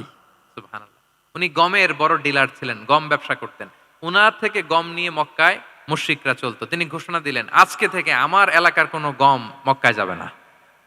এবার মক্কাবাসী পড়ছে বিপদে, গম ছাড়া তো তারা খেতেও পারবে না। তারা আল্লাহর হাবিব সাল্লাল্লাহু আলাইহি ওয়াসাল্লামের কাছে চিঠি লিখে পাঠালেন যে, মুহাম্মদ, তোমার এই যে নতুন অনুসারী, সে যদি গম না দেয় আমাদের তো অবস্থা খারাপ, তুমি দয়া করে এই গমের সাপ্লাই আবার যাতে সে চালু করে তুমি একটু বলে দাও। আল্লাহর হাবিব সাল্লাল্লাহু আলাইহি ওয়াসাল্লাম আবার সুমামা ইবনে উসালকে বলে দিলেন, আবার সে সাপ্লাই চালু করলো। সুবহানাল্লাহ বিহামদি। এবং তিনি প্রথম তালবিয়া পাঠ করে ওমরা করেছিলেন, ওনার আগে কেউ এভাবে ওমরা করতে পারেনি। তাহলে দেখেন, আসলো খুনি হয়ে, আসলো কি হয়ে? খুনি হয়ে, আর ফিরে গেল নবী প্রেমিক হয়ে। সুবহানাল্লাহ। এটা কিভাবে সম্ভব হয়েছে? রাসূল সাল্লাল্লাহু আলাইহি ওয়াসাল্লামের উদারতা, ভালোবাসা। ঠিক কিনা বলেন? তাহলে আপনি যদি দাওয়ার কথা বলেন আমাকে, দাওয়া should be full of love. কারণ ভালোবাসা দিয়ে যা জয় করা যায়, কঠোরতা দিয়ে সেটা পারা যায় না। কয়টা গেল? 6টা। আর রইল কয়টা? 4টা। আগ্রহ আছে তো না শোনার? আচ্ছা, 7 নাম্বার হচ্ছে, 7 নাম্বার, রাসূল সাল্লাল্লাহু আলাইহি ওয়াসাল্লাম যদি কাউকে কারেকশন করতে চাইতেন, কখনো তাকে অপমান করতেন না, অন্যের সামনে তার নাম নিতেন না। নাম না নিয়ে তাকে শুধরে দিতেন। এটা দাওয়ার আরেকটা মেথোডোলজি। কেউ কোনো ভুল কাজ করলে তার নাম ধরে অন্যের সামনে লজ্জিত করতেন না। আমরা কিন্তু অনেক সময় করে ফেলি, করি না? অন্যের সামনে মানুষকে কারেক্ট করি, এটা ঠিক না। The way he use to correct others, আপনি যদি সিরাতের দিকে তাকান, সুবহানাল্লাহ, কিভাবে উনি অন্যকে কারেকশন দিতেন, নাম উল্লেখ করতেন না। আমরা এটা অনেক ভুল করি। আমি এজন্য খুব দুঃখিত এবং লজ্জিত। আমাদের দাওয়া অঙ্গনে আপনি ইউটিউব খুললে দেখবেন যে অনেক দায়ীরা, এক দায়ী আরেক দায়ীকে তুচ্ছ-তাচ্ছিল্য করছে, তার নাম নিয়ে তাকে ছোট করা, তাকে খারিজ করা, তাকে নাকচ করা, সে জাহান্নামী, সে কাফের, সব ইসলামের ঠিকাদারি উনি একা নিজে নিয়ে বসে আছে, আর বাকি যা আছে সব খারিজ। এইটা রাসূল সাল্লাল্লাহু আলাইহি ওয়াসাল্লামের দাওয়ার সাথে যায় না। বরং কেউ যদি কোনো ভুল কিছু বলে, ভুল করে, আপনি যদি মনে করেন যে না তার এটা ভুল, আমারটা সঠিক, তো আপনার নিয়ম হচ্ছে আপনি সঠিকটা প্রচার করা। তাহলে কেউ যদি ভুল করে থাকে তারও টনক নড়বে, বাকিরাও সঠিকটা জেনে যাবে। এটা হচ্ছে রাসূল সাল্লাল্লাহু আলাইহি ওয়াসাল্লামের দাওয়া মেথোডোলজি। তিনি কখনো কারো নাম ধরে অন্যের সামনে, মানুষের সামনে তাকে লজ্জা দিতেন না, তাকে কারেক্ট করতে যেতেন না। এটা ছিল রাসূল সাল্লাল্লাহু আলাইহি ওয়াসাল্লামের বৈশিষ্ট্য। আসুন আমরা সিরাত থেকে দেখি, হাদিস থেকে দেখি। আল্লাহর হাবিব সাল্লাল্লাহু আলাইহি ওয়াসাল্লাম উনি রাতে দিনে কি কি আমল করতেন, গোপন আমল, এগুলো জানার জন্য 3 জন সাহাবী রাসূল সাল্লাল্লাহু আলাইহি ওয়াসাল্লামের স্ত্রীদের কাছে গেলেন। যে জিজ্ঞেস করলেন যে আপনারা আমাদেরকে বলুন যে রাসূল সাল্লাল্লাহু আলাইহি ওয়াসাল্লাম রাতে কি আমল করে, দুপুরে কি আমল করে, বিকেলে কি আমল করে। তো আমাদের আম্মা জানেরা, রাসূল সাল্লাল্লাহু আলাইহি ওয়াসাল্লামের প্রিয়তমা স্ত্রীরা বললেন যে উনি রাতে এরকম তাহাজ্জুদ, দুপুরবেলা এরকম তেলাওয়াত, এই সময় নফল নামাজ, এই সময় এটা এটা এটা করে। আল্লাহর হাবিব সাল্লাল্লাহু আলাইহি ওয়াসাল্লামের পুরো আমলের ফিরিস্তি যখন শোনানো হলো, কাআন্নাহুম তাকাল্লুহা, তাদের কাছে এটা একটা কম মনে হলো পরিমাণে। তারা ভাবছিল হয়তো আরো বেশি করে। তখন তাদের একজন বলল, আরে আইনা নাহনু মিন রাসূলিল্লাহ, কই রাসূল সাল্লাল্লাহু আলাইহি ওয়াসাল্লাম, কই আমরা। রাসূল সাল্লাল্লাহু আলাইহি ওয়াসাল্লামের ব্যাপারে আল্লাহ বলেছেন, কদ গুফিরা লাহু মা তাকাদ্দামা মিন যামবিহি ওয়া মা তাআখার, রাসূল সাল্লাল্লাহু আলাইহি ওয়াসাল্লামের আগের পরের সব গুনাহ মাফ। আদতে তো ওনার কোনো গুনাহই নাই, তারপরও একটা স্পেশাল স্ট্যাটাস হচ্ছে আপনার আগের পরের সব গুনাহ মাফ। তো তারা বলল, যেই মহান ব্যক্তির, যেই নবীর আগের পরের সব গুনাহ মাফ বলে ঘোষণা দেওয়া হয়েছে, তার সাথে তো আমাদের তুলনা করলে হবে না, আমাদের তো বেশি আমল করতে হবে। রাসূল সাল্লাল্লাহু আলাইহি ওয়াসাল্লাম হয়তো এই জন্য এই স্ট্যান্ডার্ড মেনটেন করেন না, এরকম করলে তো আমরা মাফ পাবো না আল্লাহর কাছে। ভালো চিন্তা থেকেই তারা ভাবছেন যে না, আমাদের আমল আসলে কম হয়ে যাচ্ছে, বাড়াইতে হবে। রাসূল সাল্লাল্লাহু আলাইহি ওয়াসাল্লামের কথা ভিন্ন, আমাদের বাড়াইতে হবে। তো কি করতে হবে? একজন বলল, আজকে থেকে আমি সারা রাত নফল নামাজ পড়বো, সারা রাত ঘুমাবো না আর। নিয়ত করে ফেলছে আমি সারা রাত নফল নামাজ, এশার পর থেকে যে নফল শুরু হবে ফজর পর্যন্ত, ঘুমটম নাই। আচ্ছা, গেল। আরেকজন বলল, আমি সারা বছর রোজা রাখবো, কালকে থেকে যে রোজা ধরবো আর ভাঙবো না, সারা বছর। আরেকজন বলল, আমার কয়েকজন স্ত্রী আছে, আমি আর স্ত্রীদের কাছে যাব না, আমি এখন থেকে সন্ন্যাসী, বৈরাগী জীবন যাপন করব, আমি আর কোনো নারীর কাছে যাচ্ছি না। তো এই ঘোষণা যখন তারা দিয়ে ফেলছে, এটা রাসূল সাল্লাল্লাহু আলাইহি ওয়াসাল্লামের কান পর্যন্ত যেয়ে পৌঁছালো। আল্লাহর হাবিব সাল্লাল্লাহু আলাইহি ওয়াসাল্লাম এটা শুনে ফেললেন। শুনে রাসূল সাল্লাল্লাহু আলাইহি ওয়াসাল্লাম এটা অপছন্দ করলেন, কারণ এটা তো রাইট ট্র্যাক না, ওনারা ভুল করতেছে। তো একটা ভরা মজলিসে রাসূল সাল্লাল্লাহু আলাইহি ওয়াসাল্লাম বললেন, আনতুমুল্লাযীনা কুলতুম কাযা ওয়া কাযা, শুনলাম তোমাদের মধ্যে কে কে নাকি এমন এমন বলছো। সুবহানাল্লাহ। তিনি বলতে পারেন, এই আব্দুল্লাহ দাঁড়াও, এই আব্দুর রহমান স্ট্যান্ড আপ, এই দাঁড়াও, তুমি নাকি এটা বলছো, তুমি এটা বললে তো ওনারা লজ্জা পেতেন না, সবার সামনে লজ্জা পেতেন। উনি এটা না করে কাজ হাসিল হয়ে যাচ্ছে, বললেন আনতুমুল্লাযীনা কুলতুম কাযা ওয়া কাযা। অনেক বর্ণনা এরকম পাওয়া যায়, মা বালু আকওয়ামিন ইয়াফআলুনা কাযা ওয়া কাযা, মা বালু আকওয়ামিন ইয়াকুলুনা কাযা ওয়া কাযা। তাদের কি হলো, তারা এমন এমন বলে, তাদের হলোটা কি, তারা এমন এমন বলে। এইভাবে তিনি শুধরে দিতেন। তো বললেন, তোমাদের মধ্যে কেউ কেউ নাকি এটা বলে, এটা বলে, এই ওই 3 জনের তো টনক নড়ে গেছে, আর বাকিরা শুনতেছে। তখন রাসূল সাল্লাল্লাহু আলাইহি ওয়াসাল্লাম বললেন, না, এটা ঠিক নয়, আমি তোমাদের মধ্য থেকে সবচেয়ে বেশি মুত্তাকি, সবচেয়ে বেশি বুজুর্গ। ওয়াল্লাহি ইন্নী লা আখশাকুম লিল্লাহি ওয়া আতকাকুম লাহু, আমি তোমাদের মধ্য থেকে আল্লাহকে সবচেয়ে বেশি ভয় পাই। বলেন তো, রাসূল সাল্লাল্লাহু আলাইহি ওয়াসাল্লামের চেয়ে বেশি আল্লাহকে ভয় পাওয়া কারো পক্ষে সম্ভব? আল্লাহর হাবিব সাল্লাল্লাহু আলাইহি ওয়াসাল্লামের চেয়ে বেশি মুত্তাকি হওয়া কারো পক্ষে সম্ভব? আমার নবীর চাইতে শ্রেষ্ঠ হওয়া সম্ভব? তার যে স্ট্যান্ডার্ড ইবাদতের, এটারে ছাড়ায় যাওয়া সম্ভব? সম্ভব না। তো তিনি বললেন যে আমি রাত্রিবেলা ঘুমাই আসার পরে আবার শেষ রাতে তাহাজ্জুদও পড়ি, ঘুমও আছে নামাজও আছে, ব্যালেন্স। আমি সোম বৃহস্পতিতে রোজা রাখি, সপ্তাহের বাকি দিনগুলোতে খাই। আবার আমার অনেক 9 জন স্ত্রী তো অ্যাট এ টাইমে ছিল, আমি স্ত্রীদের সাথে মেলামেশাও করি। তো আমি এগুলো সব ঠিক রেখে আল্লাহর সবচেয়ে প্রিয় মুত্তাকি হইতে সমস্যা হইল না। তোমাদের এত সমস্যা কোথায়? তোমাদের সমস্যা কোথায়? আমার চেয়ে শ্রেষ্ঠ যদি কেউ কিছু করতে চাও, এটা হবে না। আমি হচ্ছি স্ট্যান্ডার্ড। সুবহানাল্লাহ। দেখেন, এইভাবে যখন বললেন, ঠিক করে দিলেন যে তোমরা কে কে জানি এরকম নিয়ত করছো, এটা ভুল করেছো, বরং শুদ্ধ হবে এটা। ওই 3 জনের টনক নড়ে গেছে, তারা শুধরে নিয়েছেন, আর বাকিরা সঠিক মেসেজটা, সঠিক নির্দেশনাটা জেনে গেল। তাহলে ওনাদেরকে কারেকশন করা হয়ে গেছে না অলরেডি? বলেন তো, ওনারা যে ভুল করছে কারেকশন হয়েছে কিনা? কিন্তু তাদেরকে অপমান করা হয়েছে।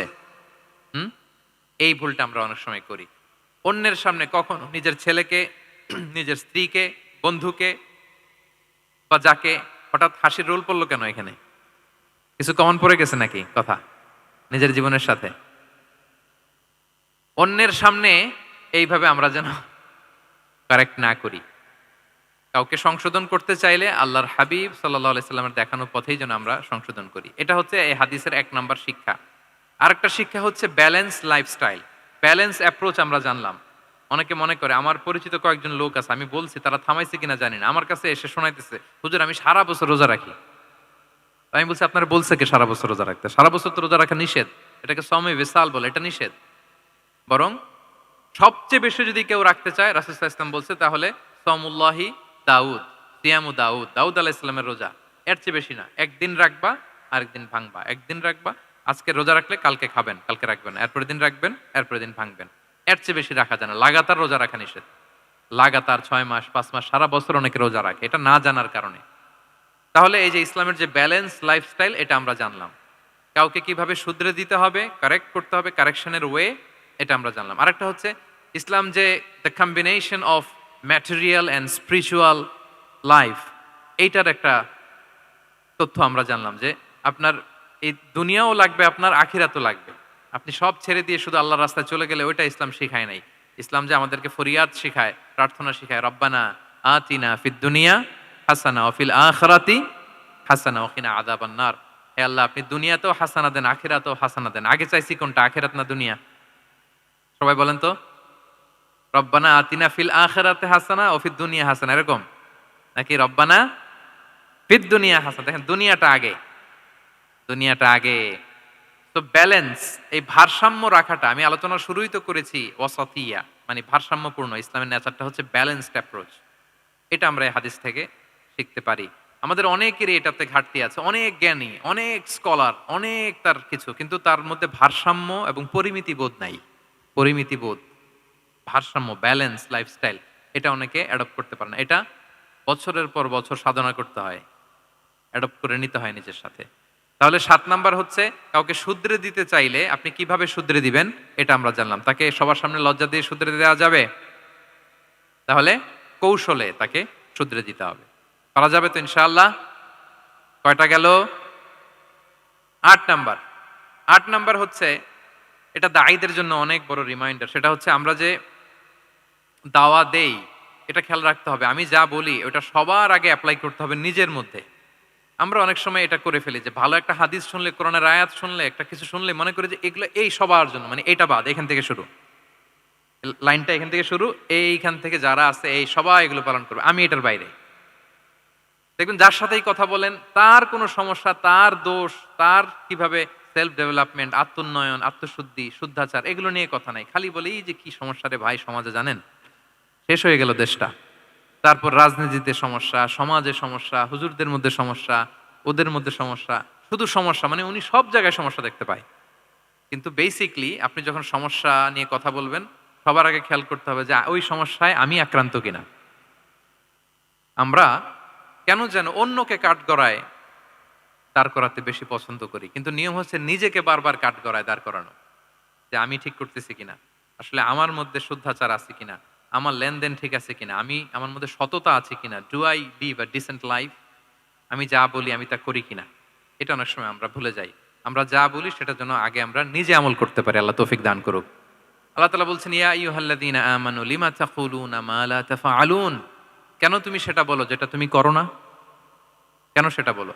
তো আমরা যদি দাওয়া কাজ করতে চাই, আমি যে দাওয়াটা দিব বা নাসিহাত দিব বা বার্তাটা রাখবো, সবার আগে যেন এটা নিজের দিকে, ওই তীর তীর যেন নিজের দিকে থাকে, যে না এটা আগে তোমার জন্য, আগে তুমি পালন করো, পাশাপাশি এটা সবার জন্য, এটা যেন আমরা করি। আল্লাহর হাবিব সাল্লাল্লাহু আলাইহি ইসলামের জীবনে যদি আমরা দেখি তাহলে দেখবো উনি যা বলতেন ওইটা নিজে আগে বেশি করতেন। আল্লাহু আকবার। উনি ইবাদতের কথা বলতেন, আল্লাহর সামনে নিজেকে সঁপে দেওয়ার কথা বলতেন। আর নিজেকে কিভাবে সঁপে দিতেন দেখেন, তিনি যখন দোয়া করতেন নিজেকে ছোট করতে করতে তিনি আল্লাহরে বলতেন, আল্লাহুম্মা ইন্নী আবদুক ওয়াবনু আবদিক ওয়াবনু আমাতিক নাসিয়াতি বিয়াদিক। হে আল্লাহ, আমি আপনার দাস। আল্লাহ, আমি দাসের ঘরের দাস, দাসীর ঘরের দাস। মানে আমার পিতা আব্দুল্লাহ আপনার দাস, আমার মা আমিনা আপনার দাসী, তো আমরা সবাই আপনার গোলাম। গোলামের ঘরের গোলাম। এর চেয়ে তুচ্ছ, ছোট, নগণ্য করে কি আর আল্লাহর সামনে নিজেকে পেশ করা যায় বলেন?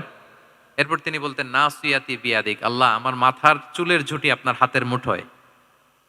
মাথার চুলের ঝুঁটি হাতের মুঠোয় মানে কি? আপনি ডানে টান দিলে আমি ডানে যেতে বাধ্য, আপনি বাঁয়ে টান দিলে মানে আমার আর কিছু নেই, আল্লাহ সব সঁপে দিলাম আপনার কাছে।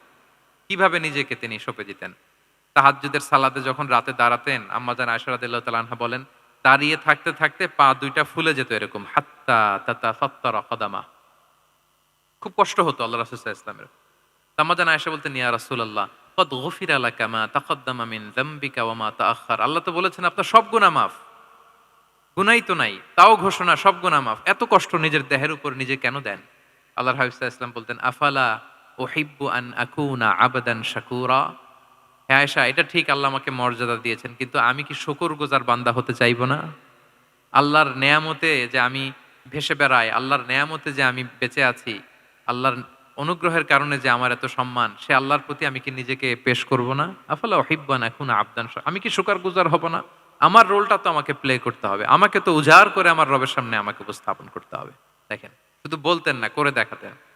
রাতের সালাতে যখন কিয়ামুল লাইল করতেন, কাঁদতে কাঁদতে দাড়ি ভিজে যেত, কাঁদতে কাঁদতে হাত্তা বাল্লাল আরদা হাত্তা বাল্লা লিহিয়াতাহু হাত্তা বাল্লা হাজারাহু, কাঁদতে কাঁদতে জুব্বা ভিজে যেত। সিজদায় পড়ে যখন থাকতেন কাঁদতে কাঁদতে জমিন ভিজিয়ে ফেলতেন আল্লাহর হাবিব সাল্লাল্লাহু আলাইহি ওয়াসাল্লাম। এভাবে নিজেকে আল্লাহ তাআলার সামনে পেশ করতেন। তো আমরা যারা দাওয়া অঙ্গনে কাজ করি, এটা খুব পিচ্ছিল পথ, এটা খুবই পিচ্ছিল। আমাদের খেয়াল রাখতে হবে যে আমি যা বলি এটা আমি করি কিনা। এটা দায়ীদের জন্য চ্যালেঞ্জিং। সে নিজে একটা ডিসেন্ট লাইফ লিড করা, তার নিজের মধ্যে সততা থাকা, নৈতিকতা থাকা, মোরালিটি, এথিক্স, ভ্যালিউজ নিয়ে যে আমরা বলি, ওই ভ্যালিউজের প্র্যাকটিস যেন আমাদের মধ্যে থাকে। আল্লাহ তাআলা আমাদেরকে তৌফিক দান করুক, আমরা পড়ি আমিন। 9 নম্বরে হচ্ছে কনসিডারেট হওয়া। রাসূল সাল্লাল্লাহু আলাইহি ওয়াসাল্লাম খুবই কনসিডারেট ছিলেন। এটা খুব গুরুত্বপূর্ণ, খেয়াল করে শুনুন। কনসিডারেট মানে খুব উচ্চ বিবেকবোধ সম্পন্ন ব্যক্তিত্ব, খুব বিবেকবোধ সম্পন্ন। আমাদের অনেকের মধ্যে এটা, আমাদের অনেকের সেন্স কাজ করে না। আল্লাহর হাবিব সাল্লাল্লাহু আলাইহি ওয়াসাল্লাম, he was a man of 6 senses. 6টা সেন্স ওনার কাজ করতো। সুবহানাল্লাহ, সুবহানাল্লাহ। কথা বলতেছেন, ওদিকে কি হচ্ছে, ওদিকে সব একসাথে একটা গ্ল্যান্সে তিনি মেনটেন করতেন। সুবহানাল্লাহ বিহামদিহি। তো এই উচ্চ বিবেকবোধ সম্পন্ন হইতে হবে দায়ীদের। রাসূল সাল্লাল্লাহু আলাইহি ওয়াসাল্লাম একবার নামাজ পড়াচ্ছেন, পিছনে বাচ্চার কান্নার আওয়াজ, নামাজ ছোট করে দিয়েছেন, একেবারে ছোট, শর্ট করে সিজদা, রুকু, মানে যতটুকু না হলেই না, অতটুকু করে নামাজ শেষ। জিজ্ঞেস করা হলো কেন? বললেন যে আমি দেখলাম একটা ছোট বাচ্চা কাঁদছে, এই বাচ্চার মায়ের বোধহয় খুব কষ্ট হয়ে যাচ্ছে পেছনে, বাচ্চাটাকে সামলাতে মহিলাদের প্রেয়ার হলে মাটার বোধহয় খুব কষ্ট হচ্ছে, এজন্য আমি নামাজটা একটু শর্ট করে দিয়েছি। সুবহানাল্লাহ। আমরা নামাজে দাঁড়ালে দিন দুনিয়ার হুঁশ নাই, কি হচ্ছে না হচ্ছে না, আপনার সব খেয়াল রাখতে হবে। কি হচ্ছে, you are a leader, you are a দাঈ, আপনাকে এটা খেয়াল রাখতে হবে। রাসূল সাল্লাল্লাহু আলাইহি ওয়াসাল্লাম এরকম উচ্চ বিবেকবোধ সম্পন্ন লোক ছিলেন। মুআয ইবনে জাবালকে এক জায়গার মদিনার পাশেই ইমাম করে পাঠালেন, ইমাম। তো ওই এলাকার মুসল্লিরা ছিলেন শ্রমজীবী। কি জীবী? শ্রমজীবী। ওনারা উট দিয়ে পানি নিয়ে খেজুর গাছে পানি সেচ দিত, তারা খুব কষ্ট করে সারাদিন। তো উনি মাগরিবের নামাজে একদিন নামাজ শুরু করলেন, আল্লাহু আকবার বলে সূরা ফাতিহার পরে উনি সূরা বাকারা শুরু করলেন। কোন সূরা? কোরআনের সবচাইতে ছোট সূরা নাকি? হ্যাঁ, আয়াত কত? সবচাইতে বড় সূরা। তো উনি হয়তো একটা খুব মানে চিল মুডে আছেন, একটা খুব ভালো মুডে আছেন, ইবাদতের একটা মুডে আছেন। উনার আবেগ থেকে উনি হয়তো সূরা বাকারা শুরু করে দিয়েছেন, তেলাওয়াত করে করে মজা পাচ্ছেন, করতেছেন। কিন্তু পিছনে মুসল্লিরা হচ্ছে শ্রমজীবী, সারাদিন খেতে খামারে খেজুর বাগানে কাজ করে ওনারা নামাজ পড়তেছেন। একদল তো নামাজ ছেড়ে দিছে, ছেড়ে দিয়ে নিজেরা নামাজ পড়ে আল্লাহর হাবিব সাল্লাল্লাহু আলাইহি ওয়াসাল্লামের কাছে যে বিচার দিলেন যে, ইয়া রাসূলুল্লাহ, দেখেন এমন একজনকে ইমাম হিসেবে পাঠালেন, উনি মাগরিবের নামাজ শুরু করছে সূরা বাকারা দিয়ে। আমরা হচ্ছে শ্রমজীবী মানুষ, আমরা কি পারি এত সময় দাঁড়িয়ে থাকতে? রাসূল সাল্লাল্লাহু আলাইহি ওয়াসাল্লাম খুব রেগে গেলেন, খুব। মুআয ইবনে জাবাল রাদিয়াল্লাহু তাআলা আনহুকে ডেকে পাঠালেন, ডেকে কি শব্দ ইউজ করছে জানেন? উনি বললেন, আফাত্তানুন আনতা ইয়া মুআয। ফাত্তান মানে ফিতনাবাজ। হে মুআয, তুমি কি সমাজে ফিতনা ছড়াচ্ছ? তোমাকে পাঠালাম সেখানকার ইউনিটি ধরে রাখতে, ইমাম হয়ে নামাজ পড়াবা, তালিম দিবা। আফাত্তান আনতা ইয়া মুআয, তুমি ফিতনা ছড়াচ্ছ? তুমি কেন সাব্বিহ ইসমা রাব্বিকাল আলা তোমার মুখস্থ নাই? ওয়াশ-শামসি ওয়া দুহাহা মুখস্থ নাই? হাদিসে দুইটা সূরার কথা, যে এই সাইজের সূরাগুলো পারো না, তুমি এগুলো দিয়ে নামাজ পড়াবা যাতে ওদের কষ্ট না হয়। ওরা তো শ্রমজীবী সাহাবী, ওদের দিকে তো তোমার খেয়াল রাখতে হবে, কনসিডারেট হতে হবে। সুবহানাল্লাহি বিহামদি। দেখেন রাসূল সাল্লাল্লাহু আলাইহি ওয়াসাল্লাম ইমামকে এনে শাসন করলেন, বুঝিয়ে বললেন যে না, তোমাকে ছোট ছোট সূরায় নামাজ পড়াতে হবে যাতে করে কষ্ট না হয়। এবং রাসূল সাল্লাল্লাহু আলাইহি ওয়াসাল্লাম কাউকে কোনো দায়িত্ব দিয়ে কাজে পাঠালে ওনার বিখ্যাত একটা বাণী তিনি বলে দিতেন। আমার ভেরিফাইড যে ফেসবুক পেজের কভার ফটোতে দেখবেন এই হাদিসটা দেয়া। সেটা হচ্ছে, তিনি কাউকে কোনো দায়িত্ব দিয়ে পাঠালে তিনি বলতেন, বাশশিরু ওয়ালা তুনাফফিরু, ইয়াসসিরু ওয়ালা তুআসসিরু। মানে তোমরা মানুষকে সুসংবাদ দিও, মানুষকে দিন থেকে ভাগিও না, দিনকে সহজ করে উপস্থাপন করো, দিনকে জটিল করে মানুষের সামনে উপস্থাপন করো না। আমরা এটা ভুল করি, এত কঠিন ভাবে উপস্থাপন করি, ভাবে যে কঠিন করে উপস্থাপন করতে পারলেই বোধহয় ওনার ক্রেডিট। এরকম একটা মানসিকতা অনেকের আছে।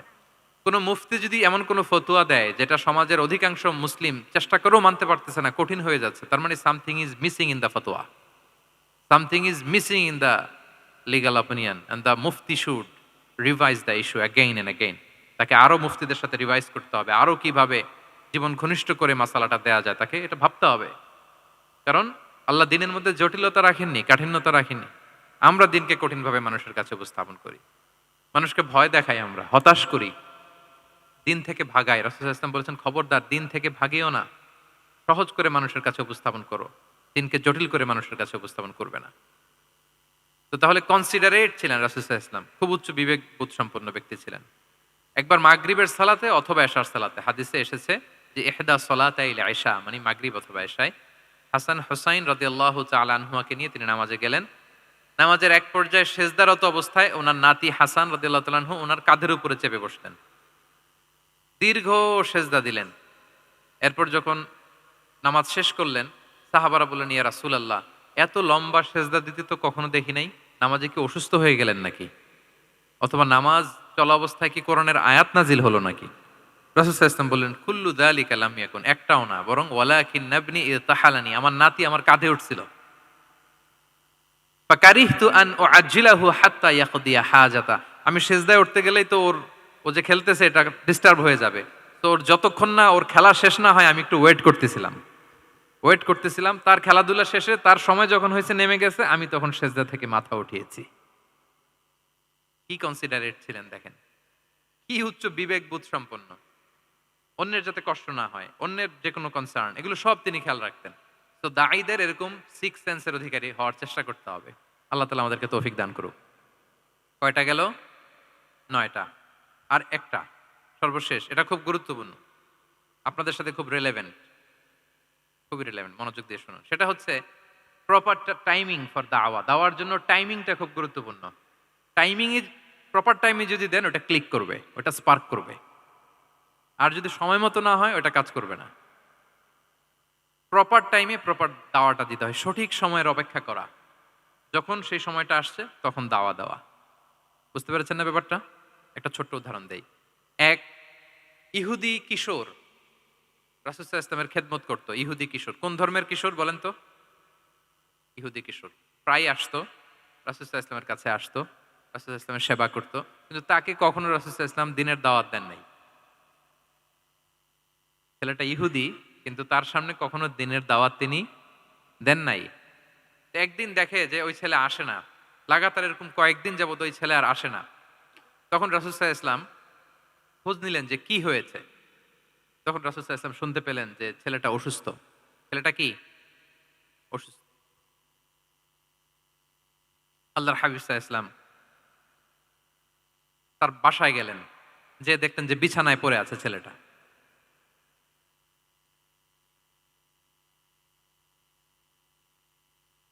দেখলেন যে ইহুদি ছেলেটা বিছানায় পড়ে কাতরাচ্ছে, পাশে ছেলেটার বাবা। রাসূল সাল্লাল্লাহু আলাইহি ওয়াসাল্লাম তার মাথায় হাত বুলিয়ে দিলেন, তার খোঁজ খবর নিলেন। এবার রাসূল সাল্লাল্লাহু আলাইহি ওয়াসাল্লাম বললেন, আসলিম, মানে ইসলাম ধর্ম গ্রহণ করো। ফানাযারা ইলা ওয়াজহি আবি, ইহুদি ছেলেটা তার বাবার চেহারার দিকে তাকালো যে দেখি আব্বা কি বলে। বাবা যেহেতু দাঁড়ায় আছে, ফানাযারা ইলা ওয়াজহি আবি, বাবার চেহারার দিকে মুমূর্ষু ছেলেটা বাবার চেহারার দিকে তাকালো। তো বাবা বলল, আতি আবুল কাসিম, মানে আবুল কাসিম যা বলে তাই শোনো। রাসূল সাল্লাল্লাহু আলাইহি ওয়াসাল্লামের বড় ছেলের নাম ছিল কাসিম, ফলে ওনাকে আবুল কাসিম বলে মদিনাতে ডাকা হতো। আমাদেরও তো বড় ছেলে বা বড় মেয়ের নাম ধরে ডাকে না? ধরেন যে আপনার বড় ছেলের নাম আব্দুল্লাহ, তো আপনারা বলে আব্দুল্লাহর বাবা। রাসূল সাল্লাল্লাহু আলাইহি ওয়াসাল্লামকে মদিনায় বলা হতো কাসিমের বাবা। তো ছেলেটা যখন বাবার চেহারার দিকে তাকালো, বাবা বলল, আতি আবুল কাসিম, তুমি আবুল কাসিমের অনুসরণ করো, যা বলে তাই শোনো। ছেলেটা তখন পড়তে আরম্ভ করলো, আশহাদু আল্লা ইলাহা ইল্লাল্লাহ ওয়া আশহাদু আন্না মুহাম্মাদুর রাসূলুল্লাহ, মানে মুসলিম হয়ে গেল। রাসূল সাল্লাল্লাহু আলাইহি ওয়াসাল্লাম ইহুদিদের ঘর থেকে বের হয়ে আসলেন আর বললেন, আলহামদুলিল্লাহিল্লাযী আনকাযাহু মিনান নার, বুখারীর বর্ণনা। প্রশংসা সে আল্লাহর, যে আল্লাহ এই ছেলেটিকে জাহান্নাম থেকে মুক্তি দিয়ে জান্নাতি বানিয়ে নিল।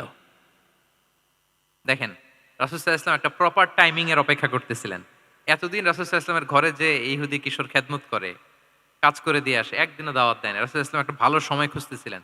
শুরুতেই যদি দাওয়াত দেয়, ওই ছেলে আশাই বন্ধ করবে, ভাববে খাইছে, আমার তো ধর্মান্তরিত করতে চায়। ঠিক কিনা বলেন? যে আমার একটা ফেইথ আছে, সে তো আমার ফেইথ কেড়ে নিতে চায়, বা তার বাবাও ভয় পাবে।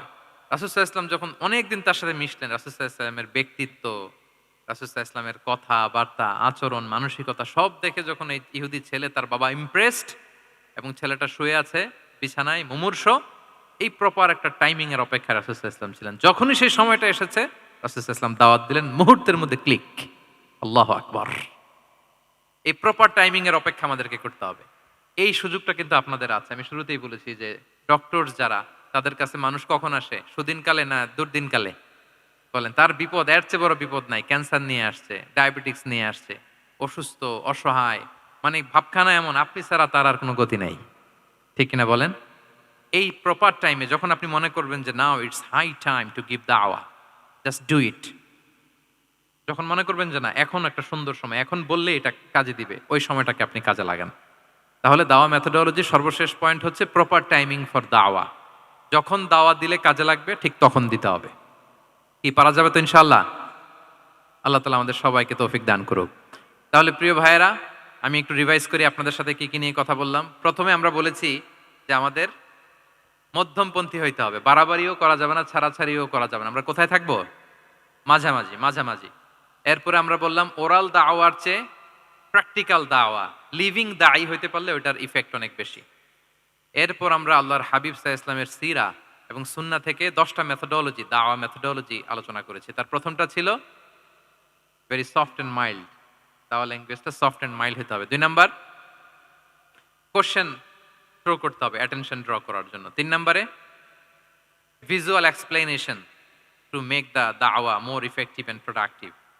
তারপরে 4 নাম্বার, গ্রাজুয়ালিটি, ধীরে ধীরে, ধাপে ধাপে, একবারে সব চাপিয়ে দেওয়া যাবে না। 5 নম্বরে, ইমোশনাল ইন্টেলিজেন্স ইউজ করতে হবে। 6 নম্বরে, ফুল অফ লাভ, দাওয়া should be full of love.